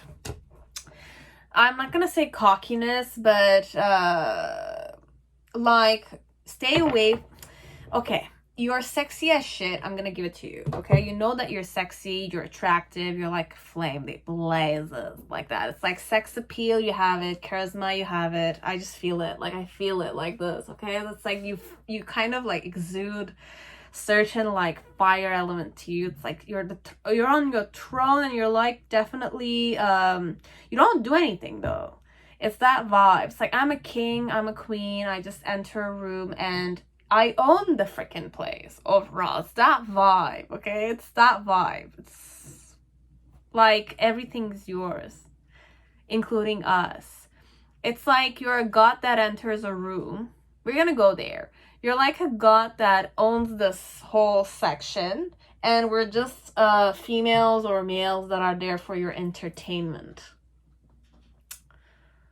Overall. So this one, it's more what's attractive about you, but it's what's attractive about you is that what you make other people do for you. What you make other people do for you. You make other people want to entertain you. This one. You're the observer, but you make other people entertain you because people want to be accepted by you overall. So what's attractive about you is that you're cocky or arrogant. You don't want to hear those things, but then again, this is what's attractive about you. You have a certain arrogance, nobility, snobbishness, perhaps, that makes you... It's not you, though. We want your...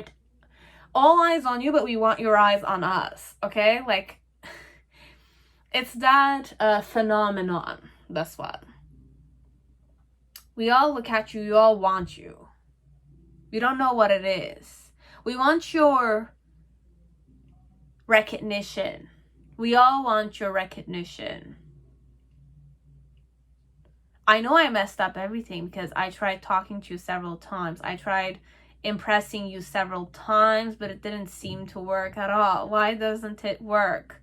So you have a tendency to perhaps seduce people, observe them, give them that charming look perhaps, but then again act indifferent afterwards. So it's more like you lead people on consciously because you want people to entertain you, but there's a flow that's created in the, so this is more manifestation of your subtle body. This one, what's attractive about you is that we don't know what it is on a physical level, but we feel it inside. The way you gaze at people, the way you observe people, the way you kind of exude that sexiness, that element of entertain me, babies. Females or males, I need entertainment. I'm discontent in general. I can definitely be indifferent, but then again, people just want my attention. It's like a king's vibe. It's like the emperor sitting on his throne, and then he just wants people to be in his bed because they want to have your child, or they want that throne element. So it's more like we're assuming you have a certain throne to you, and being there next to you is like a fulfillment to us, okay? So that's what's attractive about you. We want you. Or the power that comes with you. The power of being next to you, okay? Having that recognition from you that we exist, okay? It's like if I'm able to kind of get you to kiss me, or get you to sleep with me, or, you know, have a baby with me perhaps. We're going more old mentality, but it's that flow I'm going in, okay? But it doesn't mean that people want your children and stuff. Well, some people want to have you, so they kind of wanted to perhaps go there with you, but I don't know to what extent you kind of allow them that, because you don't seem to be the type to allow certain stuff like that. You choose who you want to sleep with, perhaps this one. But man, people just want your attention. So you could definitely be a big shot, this one, the cool girl or the cool guy, but you exude a certain something that people just act on their own. So what's attractive about you is that you don't do anything, but it's like we know that you kind of are a warm person. We know you're warm. You exude that, okay? You're like the fire to the moth, okay? We're the moths here, and we like that. We like to be the moth of you. Okay, we want to be burned by you. It's that vibe, this one.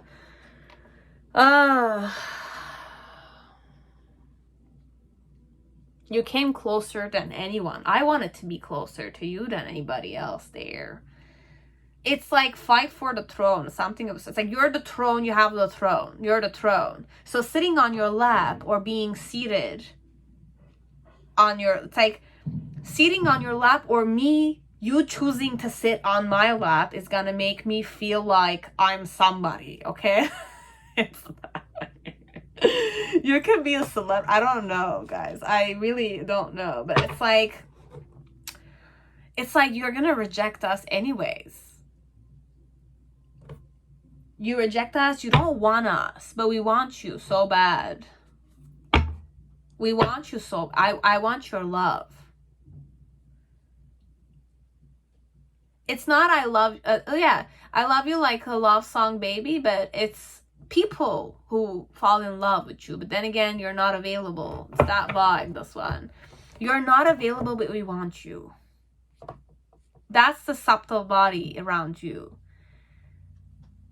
You wanted people to want you like this and never have you. It's that vibe. It's like Diva's gonna ask the viewers here. It's like, do you manifest people loving you and you not loving, choosing them?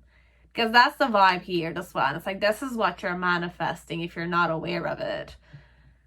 That's why people just mess up, because they want you to love them, but then again, you want them to love you like crazy like that, obsess over you crazy like that, want to be with you because you're just so important. But then again, you're not available to us. But your energy is just so lovable, it's just so attractive, it's just so magnetizing, we just can't get enough of it. People act like they're a big shot around you because they think that acting that way, they can definitely be in your eyes. It's like you're gonna talk to me more because I was like you. It's that vibe. Girls or guys, it's like guys want to be like you, but girls want to be on you. And if this is the other way around, girls want to be around you, but they're jealous of you if I'm going the same sex, but guys just want you. It's that vibe. Okay, so guys and girls, it's like if it's the opposite sex or same sex, but this one it's more I can even go bisexual here. Okay, based on what your orientation is. If you're bisexual, you can do this with both sexes, females and males. If you're straight, then it's working the way you want it. But then again, what point do you manifest? Because there's this vibe that I want people to want me and not have me. I want people to want me but not have me. So it's more like I'm sitting on my throne. People just want to be around me, but it's that vibe. We feel it, and that's beautiful about you. It's like you own the place. You're very intelligent. You're like very aware. You're cutthroat. You're honest. We know you're honest. We know you're very warm. You have a lot of love to give us. So if I'm the lucky one that night, I'm sure you're gonna take care of me. But then I'll make sure that I take care of you so that you stay with me. It's that vibe. This love. This is more about what people think about when they want to be with you. So it's more all perception, this one. The amount of people that have fantasized being in your bed, this one. Just because of the subtle body.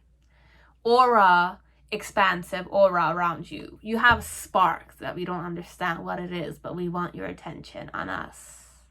So it's not going to be shocking to Diva if I were to come to a room and I see that people are acting extra aware, extra something like that, so that because you're the one talking, but people are talking with you so that they can kind of like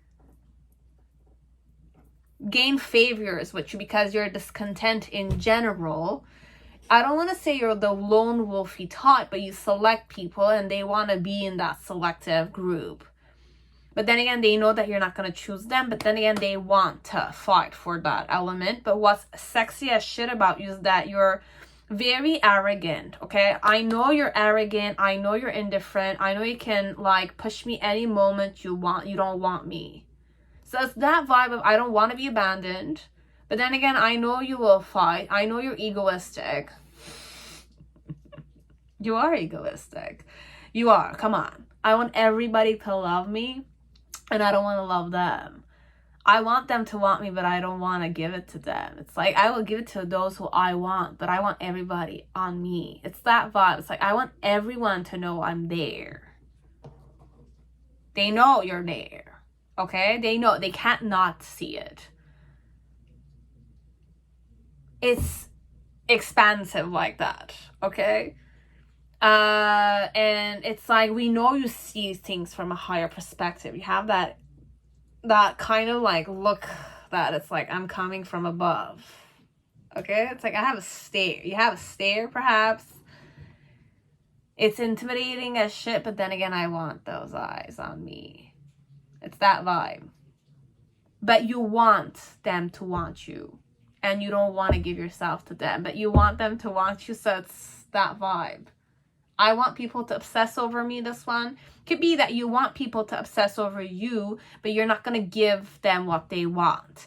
So you could be manifesting suitors. You could be manifesting like lovers, people who fantasize, go crazy over you, people who are jealous of you because the guy they like or the girl they like is, you know, infatuated with you, or they want your attention.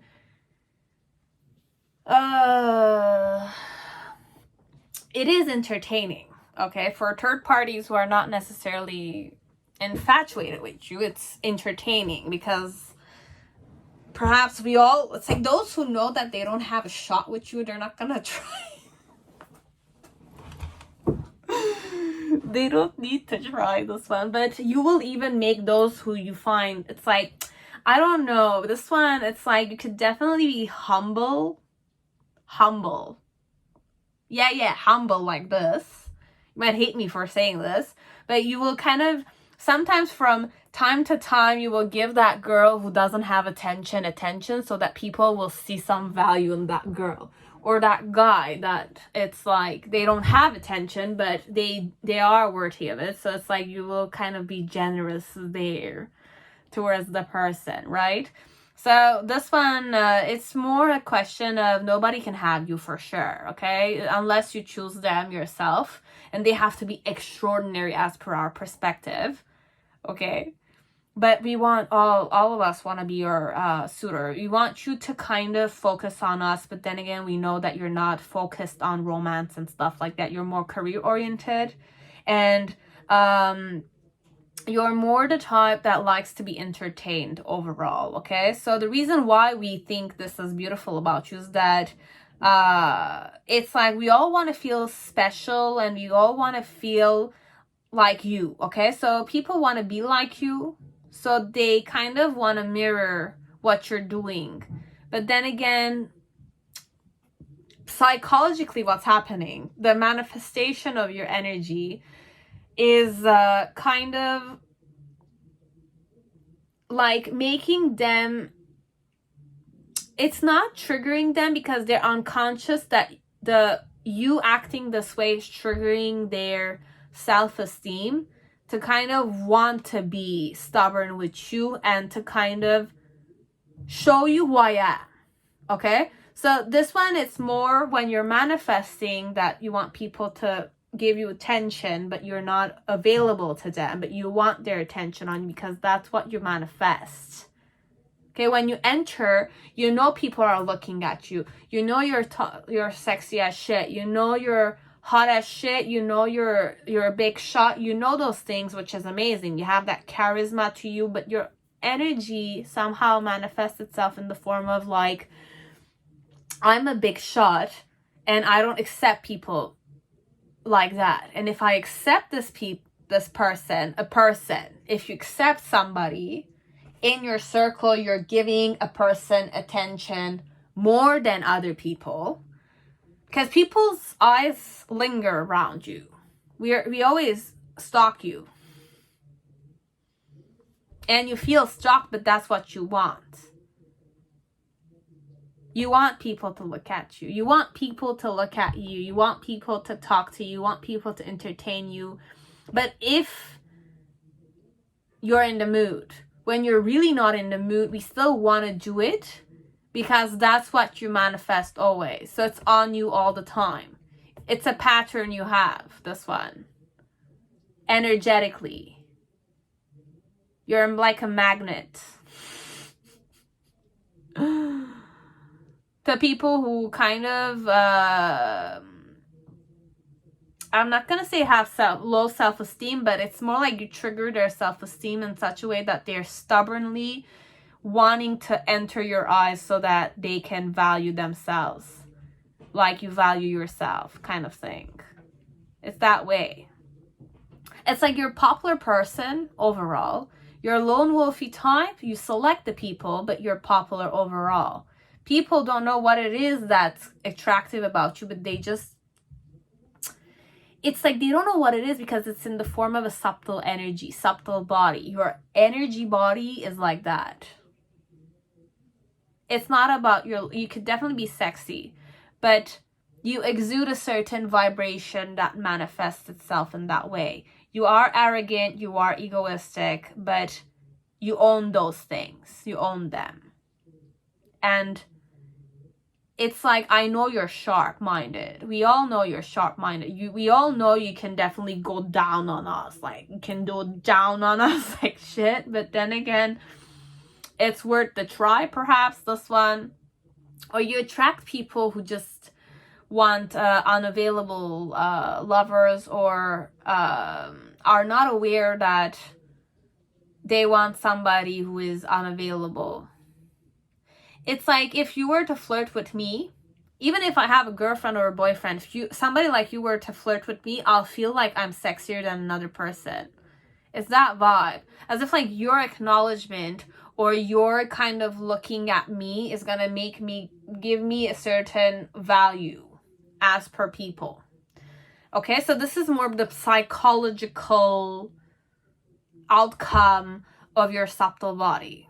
Okay, whenever you're in a vibration where it's more like all eyes on me, but I'm not gonna give anything. This could be a part of what's beautiful about you, but this is not about the beauty about you. It's more the sexiness, the charisma, the attractiveness, and the fact that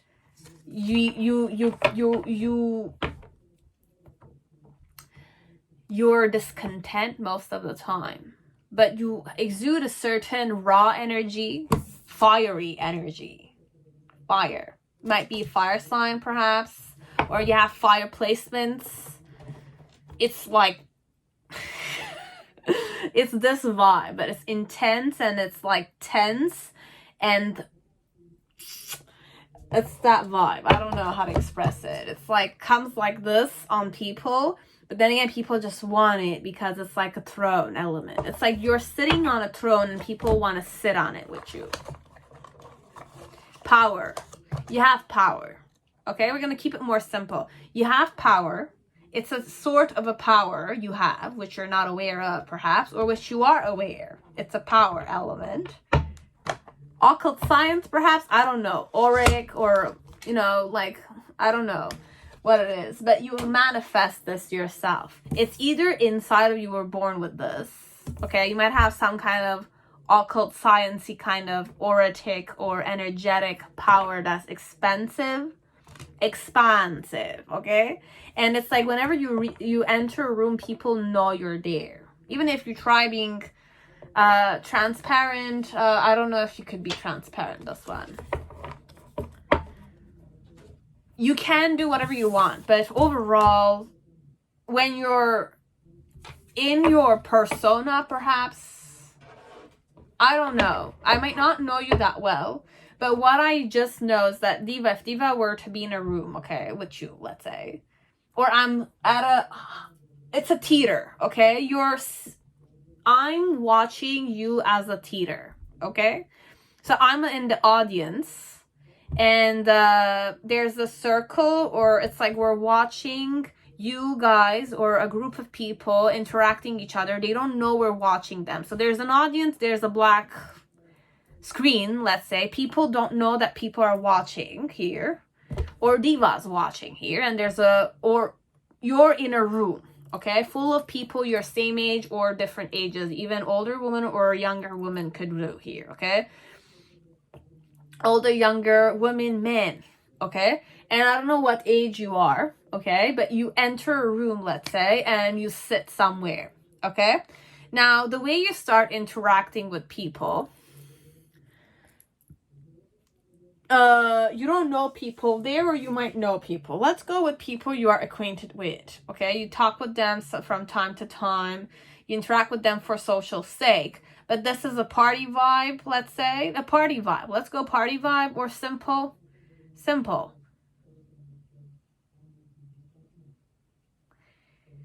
You're sitting somewhere, okay? You're a person that has charisma. You're a person that is attractive, okay? But your subtle body makes people start wanting to talk about storytelling, okay? So they start telling you stories because we want to entertain you, okay? So you start talking about something perhaps, or it's not that you start talking about something. You're just there sitting in a group setting, and people just want to talk with you. So they start talking with you. They start just telling you a joke, or they're starting talking to the audience as if like they're talking to the audience, but their main aim is for you to listen to them.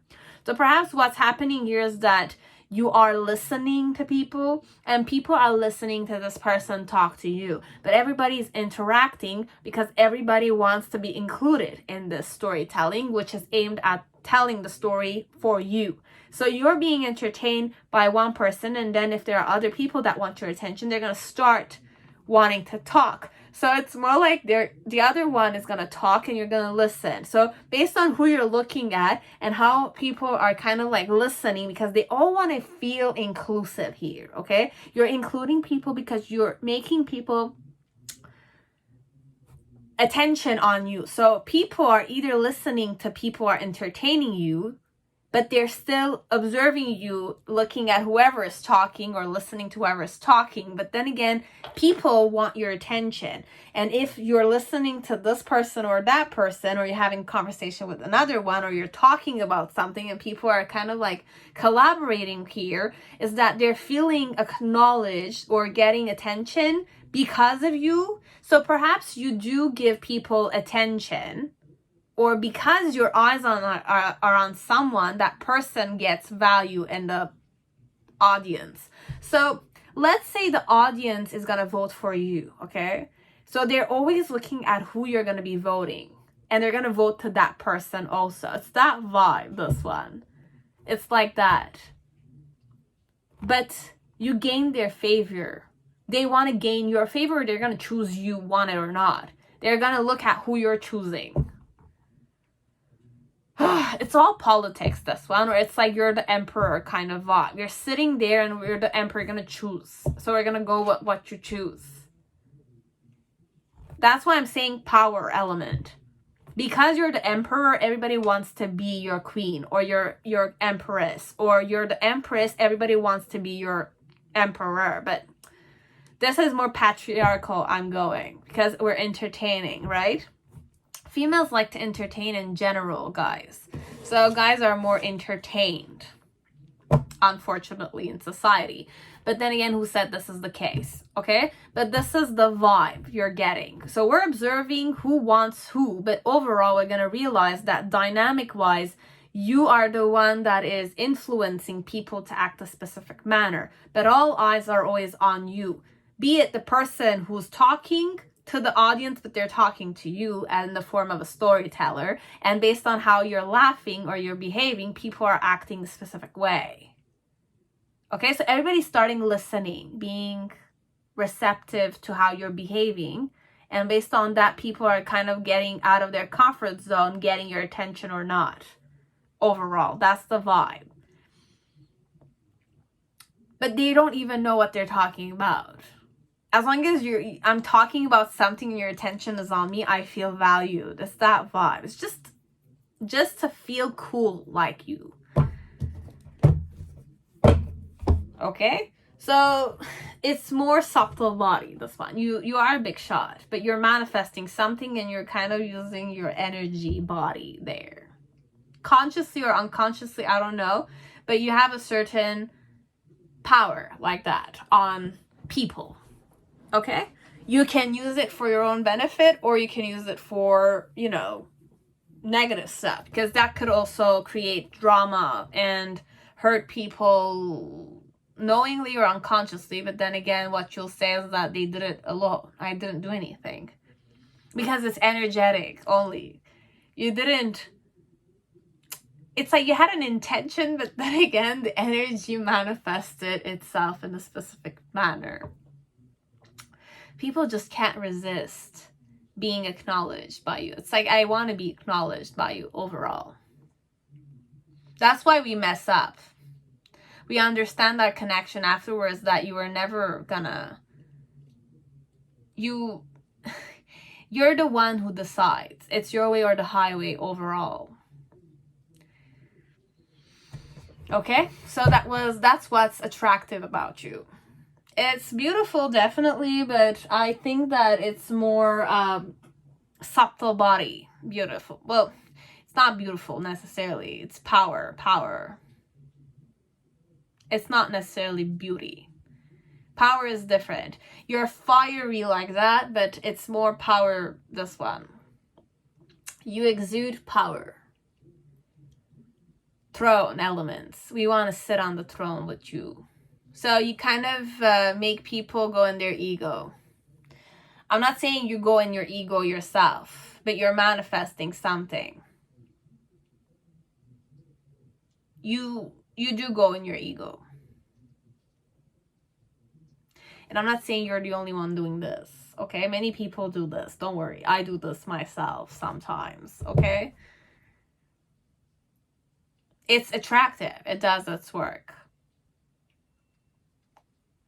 You want to be loved? Yeah. You want to be obsessed over it? Yeah. You don't want to give anything, yeah, definitely. But then again, in itself, it kind of manifests something. So you exude more power, that one. I'm not going to repeat myself because I'm turning in circles. Okay? So that's that. So that was it, pile 3. Hope it resonated. Okay, I hope it brought you some kind of enlightenment if you weren't aware of it yourself. Okay? So pile 4, whoever chose Tarot of the She, welcome to your reading. I hope you're all safe and healthy in this time. So let us see, what does this person find attractive or find beautiful about you? What is beautiful about you for this person? Okay. I don't think it's going to be a group of people like pile 3.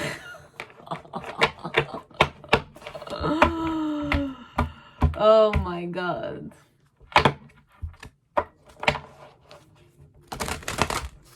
Pile 3, man.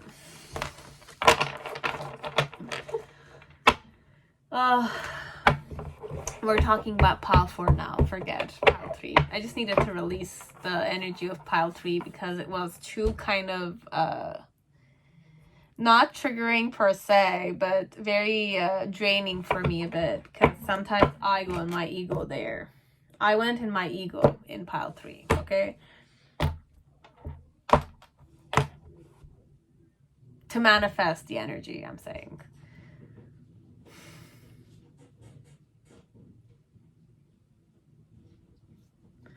So we're just gonna start again from this spot, okay? So pile 4, whoever chose this pile, okay? Pile 4, number 4.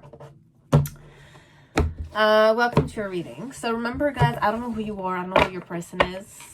Okay, we're just checking what this person finds beautiful about you. So what it is I find beautiful about you. So you have the 8 of Swords, Dreamer 8. It says Web of Mirrors.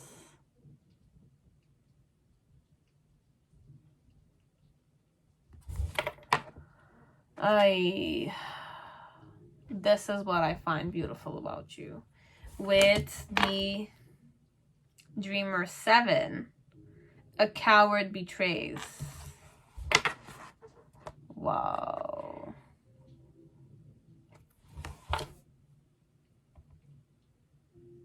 Do I want to shuffle my cards again? I'm really going in my ego this one. Dancer 8. This is the reason why. We're not going challenge here. So you have the 8 of Cups. My challenge is, or your challenge is,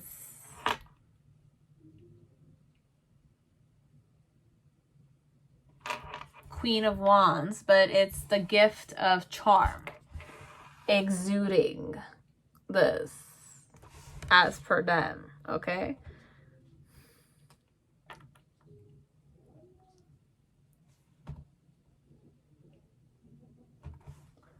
In the initial energy, you have the Dreamer King, so King of Swords. You have the gift of Judgment in reverse. In the middle section, what I find attractive or beautiful is that you have Two Swords, Half Moon Truce.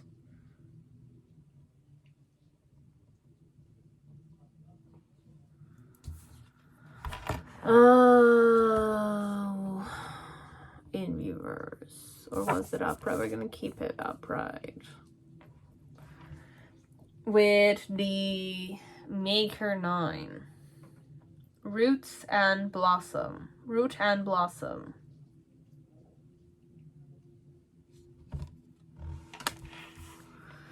This is more healing pile, okay? This is more a healing pile, okay?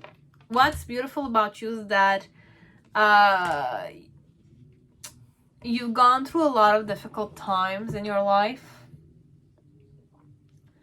but you've learned how to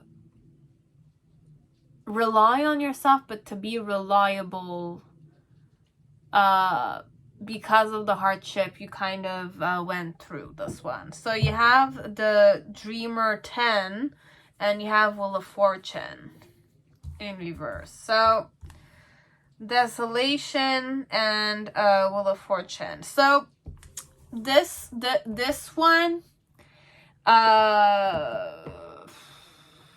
man, I left you before you could leave me, but because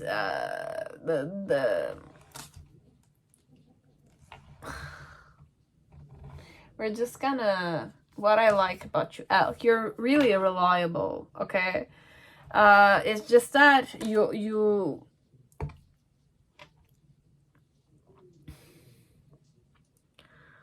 as per them, you're very reliable, okay? You're very reliable to the point that it's too much for them. But what's beautiful about you, we're gonna focus on what's beautiful.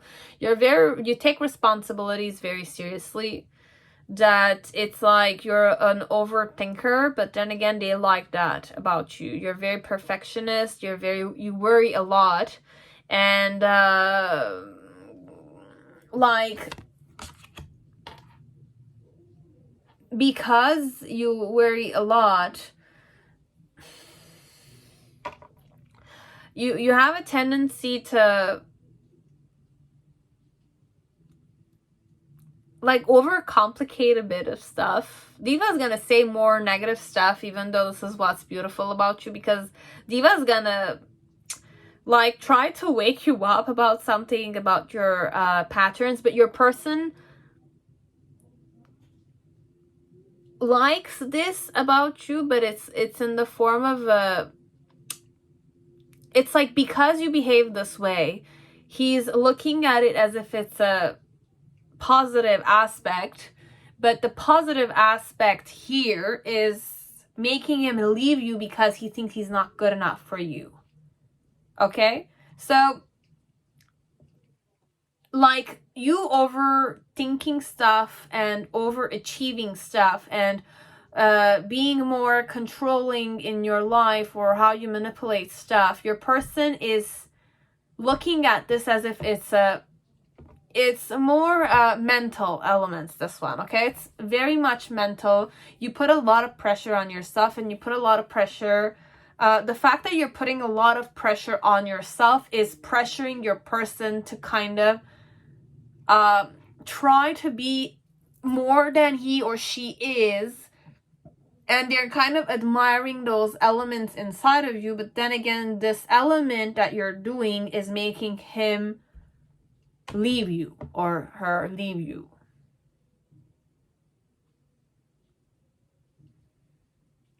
Because you're hard on yourself, you're being hard on your person, and your person wants to be reliable for you, but then again, he's not reliable like you are, perhaps. So he feels that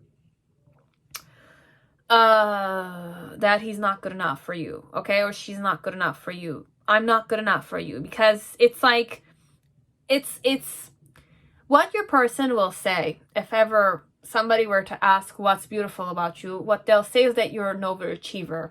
You worry about a lot of stuff, so you're always kind of working hard on improving yourself. You're always trying to kind of correct people around you, correct people, how they should behave, how they should not behave, what etiquette accepts or what doesn't not, what they should, like, what are the expectations that they should follow. You're more like a politician, okay? As if like, this is how things should be and this is how they should. It's like you're very perfectionist. That's what they'll say. You're very reliable, definitely. Once you say something, you do it. And you take care of stuff. You make sure that the food is perfect. You make sure that the children go to school. You make sure that they have A's. You make sure that you're in the community of parents. You make sure that everything goes as you wish it to go, okay? You make sure that everything manipulates in the way it should be, but then again, you're not satisfied with what you're doing. So you always feel like you're not satisfied. But your person doesn't look at it that way, okay? Diva is saying you feel always dissatisfied with what you have, okay? It's not good enough for you. What can we do to make it better? What can we can do to make it perfect? And what he should be doing for him to be perfect for you. It's that way. You project yourself, but your person doesn't talk about that, but they like you this way because that's who you are. It's a good thing, but then again, it could, once it's out of balance, which could be the case here, okay? Diva is saying, but you will know only. If you're balanced, it's good. But if you're not balanced, then the reason why he broke up with you and he gave you that, well, it's not an excuse, it's a truth. I'm not good enough for you. I can't be good enough like you. I can't be like you, okay? I can't worry about things. I can't, like, sacrifice my brain on things like that. I can't stress over things that I don't need to stress about. But then again, I stress because you stress over it. So it's more that vibe. This one I kind of channeled stress a bit, okay? I needed to release that element, okay?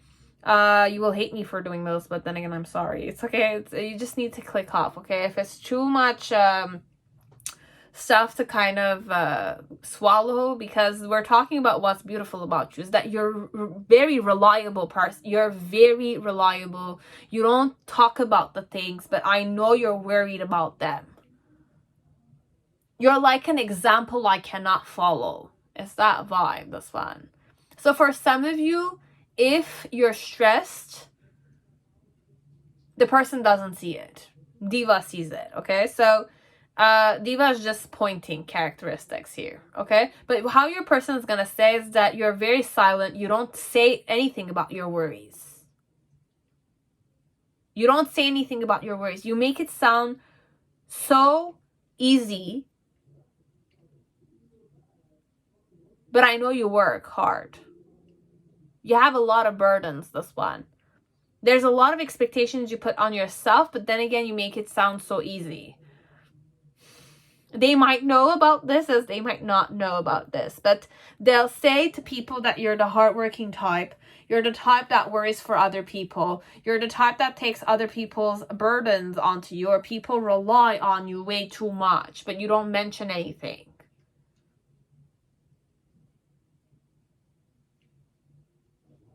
Because you're an overachiever. But then again, if you continue like this, Diva's gonna say you're gonna have a mental breakdown or chronic pain somehow, okay? So stop taking other people's burdens. Now, if this is resonating. Now, if it's not resonating, then just kind of take it as a grain of salt and just kind of understand that your person thinks that you worry a lot, but then again, on a physical level, you show that everything is taken care of, which is admirable, this one, because it's like on a physical level, nothing seems to be wrong, but then again, underneath, you think about many stuff. You think about many stuff. You think that you're not achieving. It's like, if only I had 2 more pairs of hands or arms, I'll be more efficient, right? You're all about managing your time. You're all about, like, sleeping that 8 hours, taking those pills necessary, the vitamins to kind of stay active. You're good at studying, perhaps. You're always active. You always go for a run. It's like you're perfect. You're perfect. You're the perfect person you want to be. That's what's beautiful about you, as per this person, okay? With the 8 of, it's like you never stand still. You never give up. You never give up on stuff. It's like you always want to improve, and that's beautiful. Okay? You always want to improve, and that's admirable. It is admirable. Bravo. Like, just don't kind of like lose yourself there. That's it. If you are active, you're always kind of managing everything, but a certain harmonious, blissful vibration, that's good. But if it's eating you up inside, then kind of start finding solutions for yourself, because this is gonna lead you somewhere where you don't want to go. If you're always like letting it, pushing it down, over analyzing, overthinking, over judging yourself, over judging other people, criticizing people in your workspace perhaps, or something of the sort, or this is doing itself inside of you, okay? You're not mentioning things, but you're thinking those things inside of your headspace. As if like, this person's not good enough, this person's not doing this person's looks are not that good, or it's like, if only this person were to exercise a bit. It's nitpicking perhaps, but your person likes that. I like just how perfect you are. You're perfect. You're a perfect person. You're a perfect woman, or the perfect man. You're the perfect, I don't know, the mother of the children or the father of the children. You're perfect as per them. But they feel like they're not good enough for you overall. You're perfect for me. I'm putting you on the pedestal. And my challenge when I'm kind of like in front of you is to kind of charm you. How am I going to charm somebody like you? How am I going to still have my confidence in front of you? Overall, you're very confident, or at least they're thinking that this is what you're confident about. I think you're very confident, but then again, Diva's saying, are you eating yourself inside? Wake up. Okay, so if you're eating yourself inside and you're never satisfied with yourself, you're never satisfied with what people are giving you, because you're having standards, start grounding yourself a bit, okay? Like, try getting out of your it's like the sword element, your intellect is kind of cutting you in from inside, okay? So just start meditating a bit, okay? Or if you're doing running exercises, you're good, but don't objectify yourself, okay? For some people out there, Diva's saying don't objectify yourself, but you're very beautiful. The fact that you have like self-improvement thoughts, you want to improve all the time, you never want to give up on yourself, you don't want to give up on other people, is amazing. That's amazing. And that's what they find beautiful about you. It's just that because you're an overachiever, I'm not like you, so I feel like I'm not to your standards. I can't be like you. It's like I will always feel in debt to you.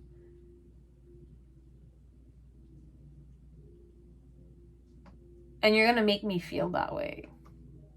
Okay? Just like an FYI. With the gift of judgment, it's like it's like you always are mental, okay? You're always sharp-minded. You always see through people's bullshit, right?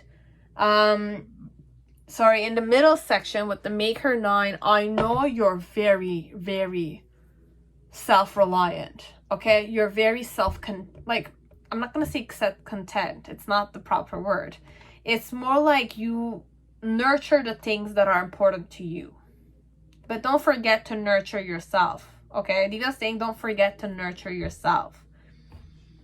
You nurture other people, you take care of other people, you kind of like sacrifice a lot for other people, but are you nurturing yourself when you're doing those things? Or you're just kind of believing that other people are you and you're just nurturing other people, but are you nurturing the you inside? Okay, just don't forget about that. But your person thinks that you're very nurturing to other people, you're very like you care about other people, you care about them, but then again, it's like you're an overachiever overall. You're very you kind of have strong standards overall, standards, self expectations, they find that beautiful. You overachieve all the time, but then again, by overachieving, and I'm not overachieving that much, I'm proud of you 100%, but then again, your person feels like they're not good enough for you. Because they're not like an overachiever like you are.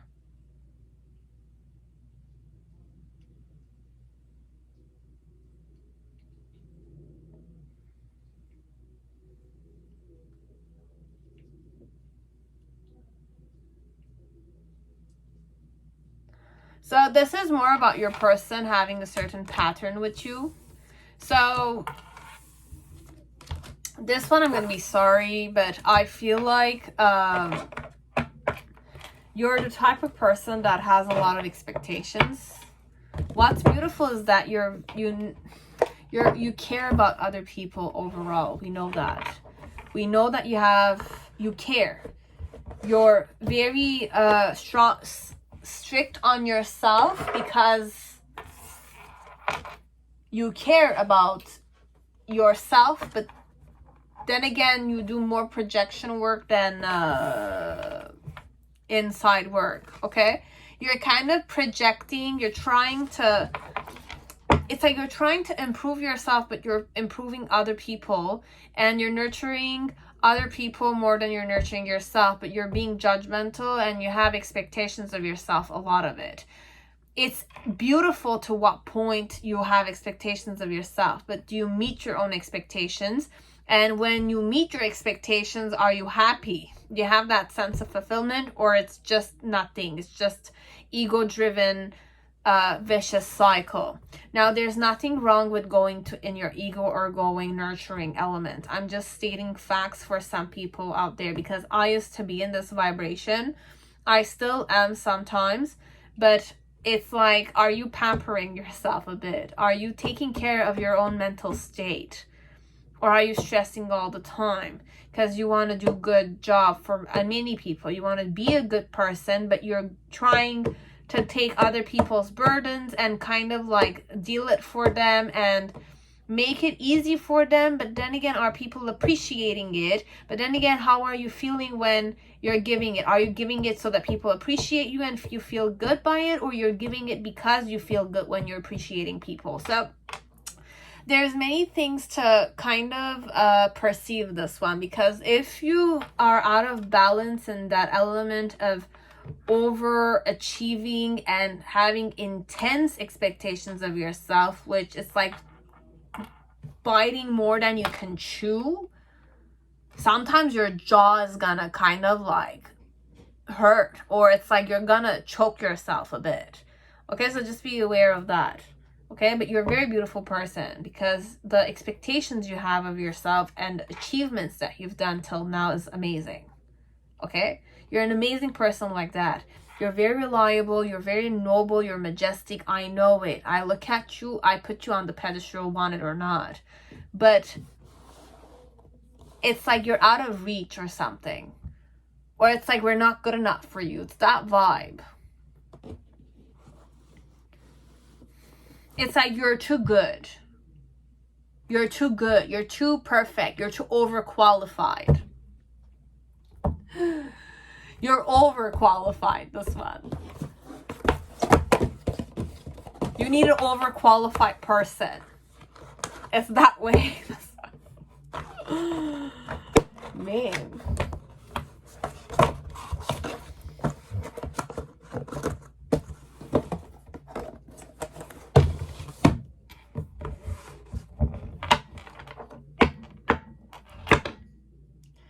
That was it, pile 4. I'm so sorry. I kind of like, I got drained here because I was like this, okay? So it's beautiful, it is. It's admirable. But you're overqualified. It's like that very beautiful person nobody talks to. Or that very accomplished person nobody talks to because they feel like they're not good enough. It's like because you've worked so much, your expectations were too high. So you overachieved, arrived there. But then again, there's a saying that the winner takes it all, but then again, they're alone at the end.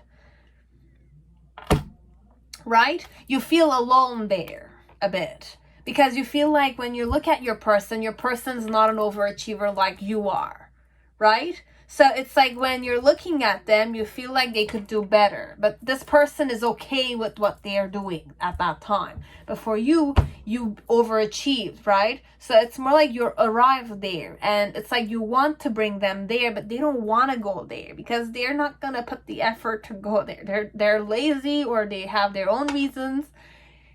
They don't want to go there. So that's why I left you before you could leave me, because you already left me. You're an overachiever. I'm not going to overachieve like you. So it's that vibe. It's like I was let's say you and I were bourgeois, okay? You're from a family that kind of bought a land, and my family bought a land also. Your family is an overachiever type. My family is not necessarily, but you and my family were equal rivals, okay? But you guys were more ambitious than we were, okay? So, but you still love me. You still are attracted to me, you are attached to me, let's say, you love me, right? Now, what I'm going to say is that you're very beautiful, you're very accomplished, you're very hardworking, you have expectations, you find the solutions, and you always worry about it, but you're always constantly nurturing. So it's that vibe. Everything goes very well, but you guys put the effort and you think about it, we brainstorm about stuff that you need to evolve and expand perhaps, or overcome or overachieve. But my family doesn't have that. We're more like go with the flow. We just kind of like, we focus on different things. Doesn't mean that we're not like you guys, but we focus on other stuff. We use different techniques to approach stuff. You guys, use a different technique. So you use a different technique than I do. But what you're doing is that from bourgeoisie, you're kind of going in a nobility phase to kind of mix up with other people's bloods. Noble blood by money things, okay? So you're an overachiever. So be it I was the guy you loved or I was the girl you loved, because you overachieved, your standards or your expectations of yourself, you want to be higher, right? But I knew you wanted to be higher. So I knew you were going to abandon me because of your expectations. I was never gonna satisfy you because your aim was always higher. You understand the perspective here? I went with that situation as if like you always wanted more. I was never gonna be more the way you were more. Okay, but you're still beautiful. It's not that you were not. You're an overachiever. You're an overachiever. But I'm not like you. I'm never gonna satisfy your standards. But you are beautiful, you're admirable, you're amazing, you're ambitious, all these things. You nurture the proper things, but then again, you have so much more potential than I have. I've accepted that potential. That's why I left you before you could leave me. You just need another person like you, who's an overachiever, so that you feel like you have an equal partner, basically. That's what Diva's saying. You need a person who's an overachiever like you are, who's more mental like you are, who has higher expectations of themselves like you are. Okay? That's it, pile 4. I didn't want to kind of make you feel bad about yourself. It's not an element of being bad. It's a reality element. And it is true that if you're not content with what you have, you're not going to be content with what they're going to give you. But you're noble. You're a noble person. You're a person that's charismatic. You're a person that is silent. But then again, who said that you're silent? You work, but you don't complain. They might like to complain. They might like to laze around a bit also. Okay, so just know those things. Okay, so that was it, pile 4. Now, pile 5, whoever chose Osho Zen Tarot, welcome to your reading. I hope you're all safe and healthy in this time. So let us see what this person finds beautiful about you. What is beautiful about you?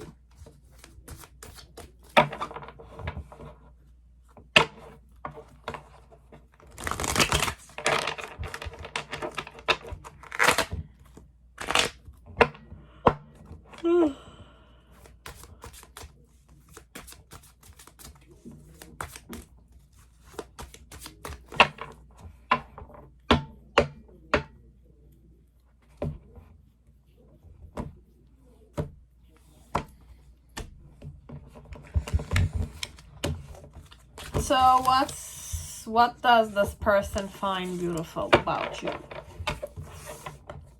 This person, not they. Like pile 3 perhaps. You came from pile 3, this one perhaps. Did you? You have the mouse here. This is hilarious.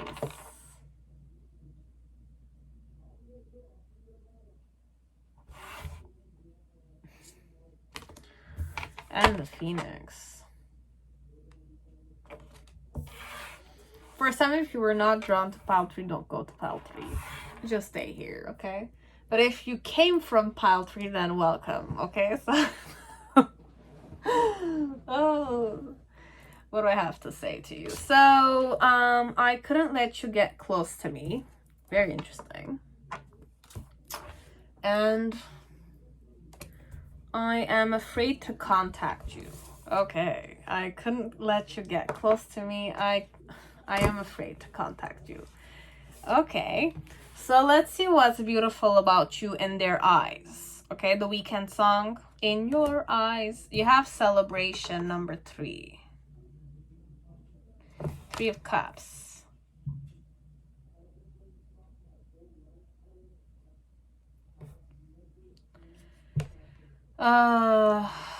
Their challenge is the 8 of Pentacles. The reason why it's the Devil card, conditioning.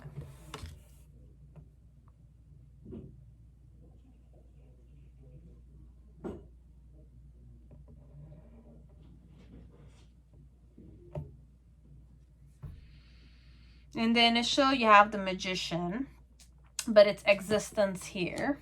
In the middle section, you have Morality, which is the Queen of Swords, with fighting,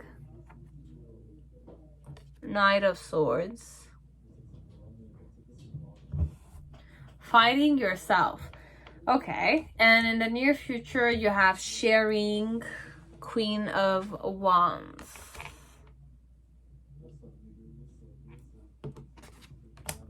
It's more simple than I thought, okay? So, what's beautiful about you?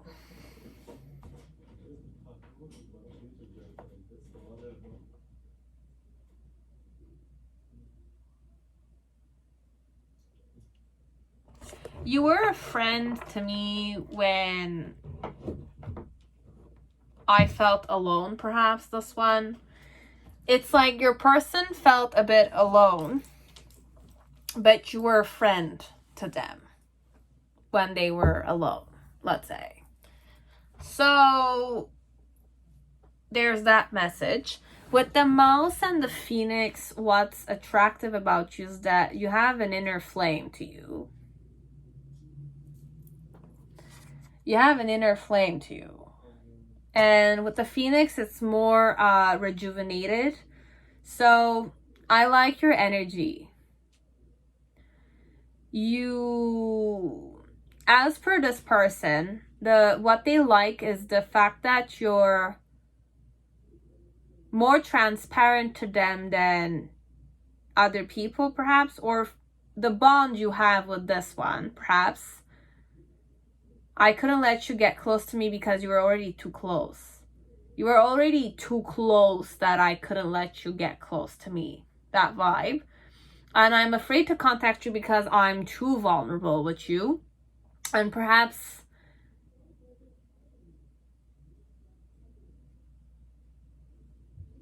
you can burn me. But I like that about you, that you're eternally warm, perhaps. You're internally warm. Very warm person. But you're rejuvenating. It's like the Shakti energy at the root chakra. It's that beginning of Kundalini vibration. What's beautiful about you is that you are rooted in reality. Could be that way. But there's something more enchanting about you. There's something very alive about you. Energetically. We're talking energetically again. With the mouse, it's more like, as per them, you're more, silent type. You're more, sneaky, shy, innocent.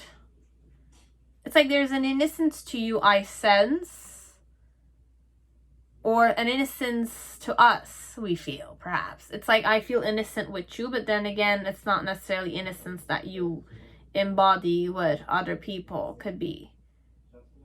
Okay, but with the phoenix and the mouse, it's more you're shy, but you're strong.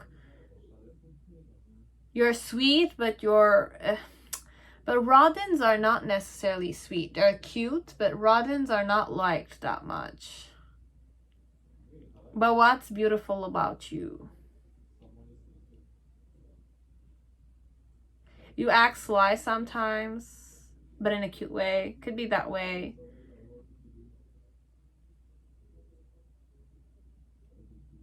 Or you're silent. Give me time with the mouse, because the mouse it's like you don't know they're there until you start hearing them. Or it's like I just channel laboratory mouses.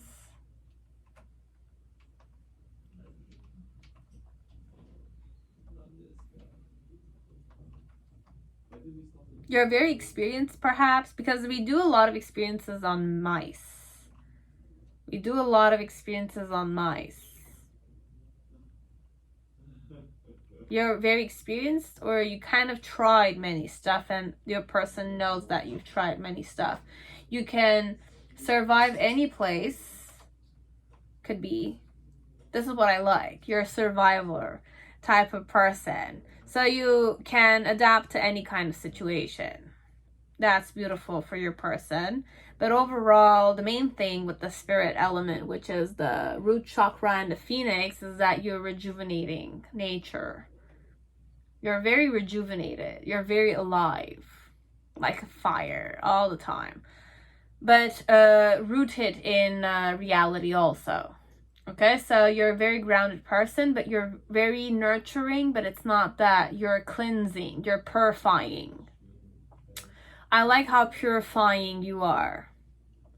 You're warm, but your warmth purifies me. Okay? With celebration, which is the Three of Cups, I just like how crazy you can be. I like just how crazy you can be. I like just how you embrace your own craziness. So you embrace your own eccentricity. Could be that way. Or your own personality. Or your own individuality. Let's not go eccentricity. It's more individuality. You embrace your own individuality and you embrace that of other people. So you reconcile, you kind of include many people. Why so? Because with the conditioning, the devil. You're like a lion that's like trying to be like a sheep, but then again, you're a lion. So you're stronger than you seem, or you make yourself seem like. So your person has a more keener eye, or you have a better bond with this one than other people, or the bond you have with this one is different than general, or it's just special, or it's just this is the type of bond it is. Okay, so overall, I like just how you embrace your own individuality. You have fun, you know how to have fun, and it's all about having fun. When you're in that mood, you go and have fun. Why so? Because you're a strong person who wants to blend in, but you're still a lion that's like a sheep. It's like you're blending in with society, but then again you're a lion. But it's like you embrace your lion side. It's like you embrace your own individuality, meanwhile flowing with society. Okay? But that's why I see you this way. I might do the same thing as you do. Could be that way. Or with the devil, it could be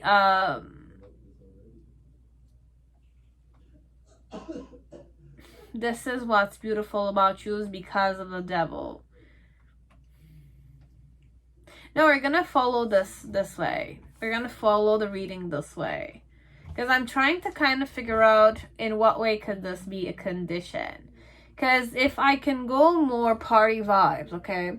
Today's society, how you can celebrate is that you need to go to the club. You need to wear sexy dresses. If you're a guy, you need to groom yourself a bit. You know, wear that sexy pants with those I don't know what you call them, belts, and the gel in the hair, you know, grooming yourself properly and looking sexy. And then, you know, it's like we're conditioned to do that. We're conditioned to go to clubs. We're conditioned with music because that's what society is seeing. It's like if you go to the club, you have sex, you bring a girl home or you bring a guy home, you're loved, you're drunk, you're this, you smoke or you do this.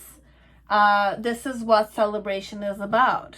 Getting drunk, fucking girls or fucking guys, and then coming back home.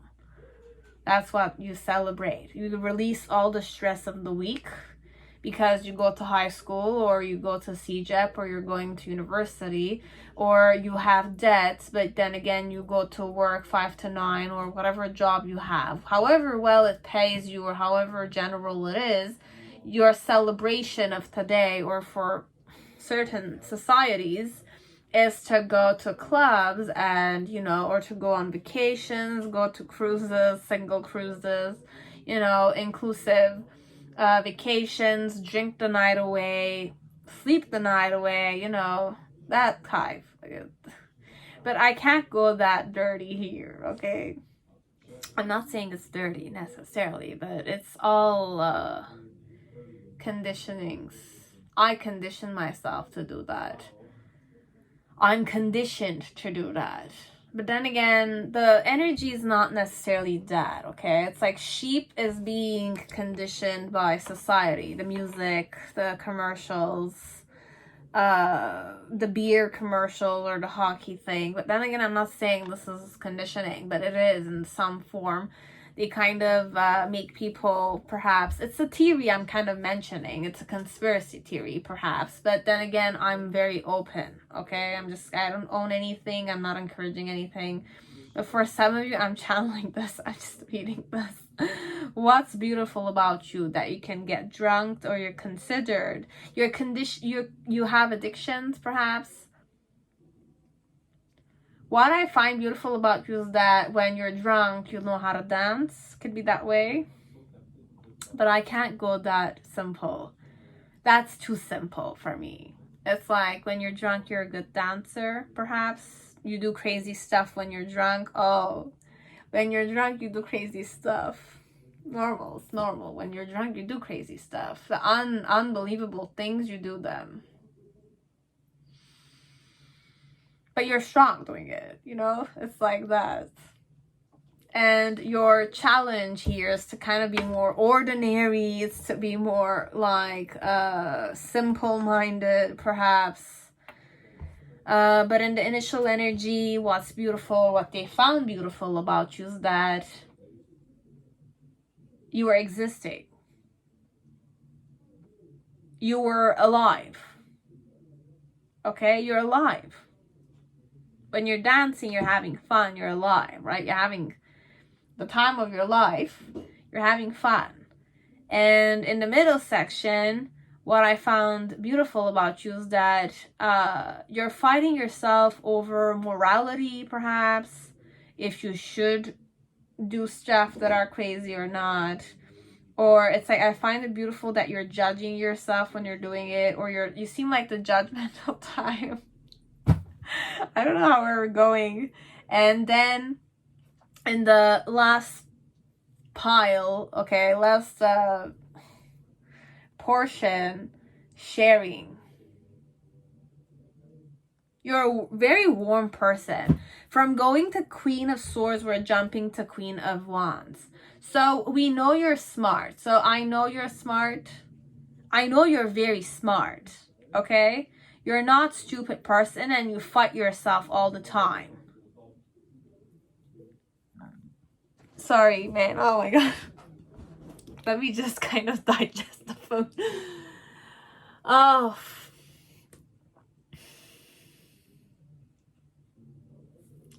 It's like you're strong that you're kind of having fun like this. But your challenge was perhaps to... your challenge was perhaps to be more simple. Or my challenge connected to you is to kind of look at you more simply. More simply. Or work harder on not losing yourself in addiction, could be. So perhaps this one, it could be that you are addicting. You are addicted to certain tendencies, like drinking or partying or sleeping around overall. But this one is not really sleeping, unless you will know you're a party animal like that. But you need that little last adventure, okay? Or I don't know how guys go. If I have guys here, I don't know how your lists go, okay? During the night, how many people you need to finish, you know? Or it's like how many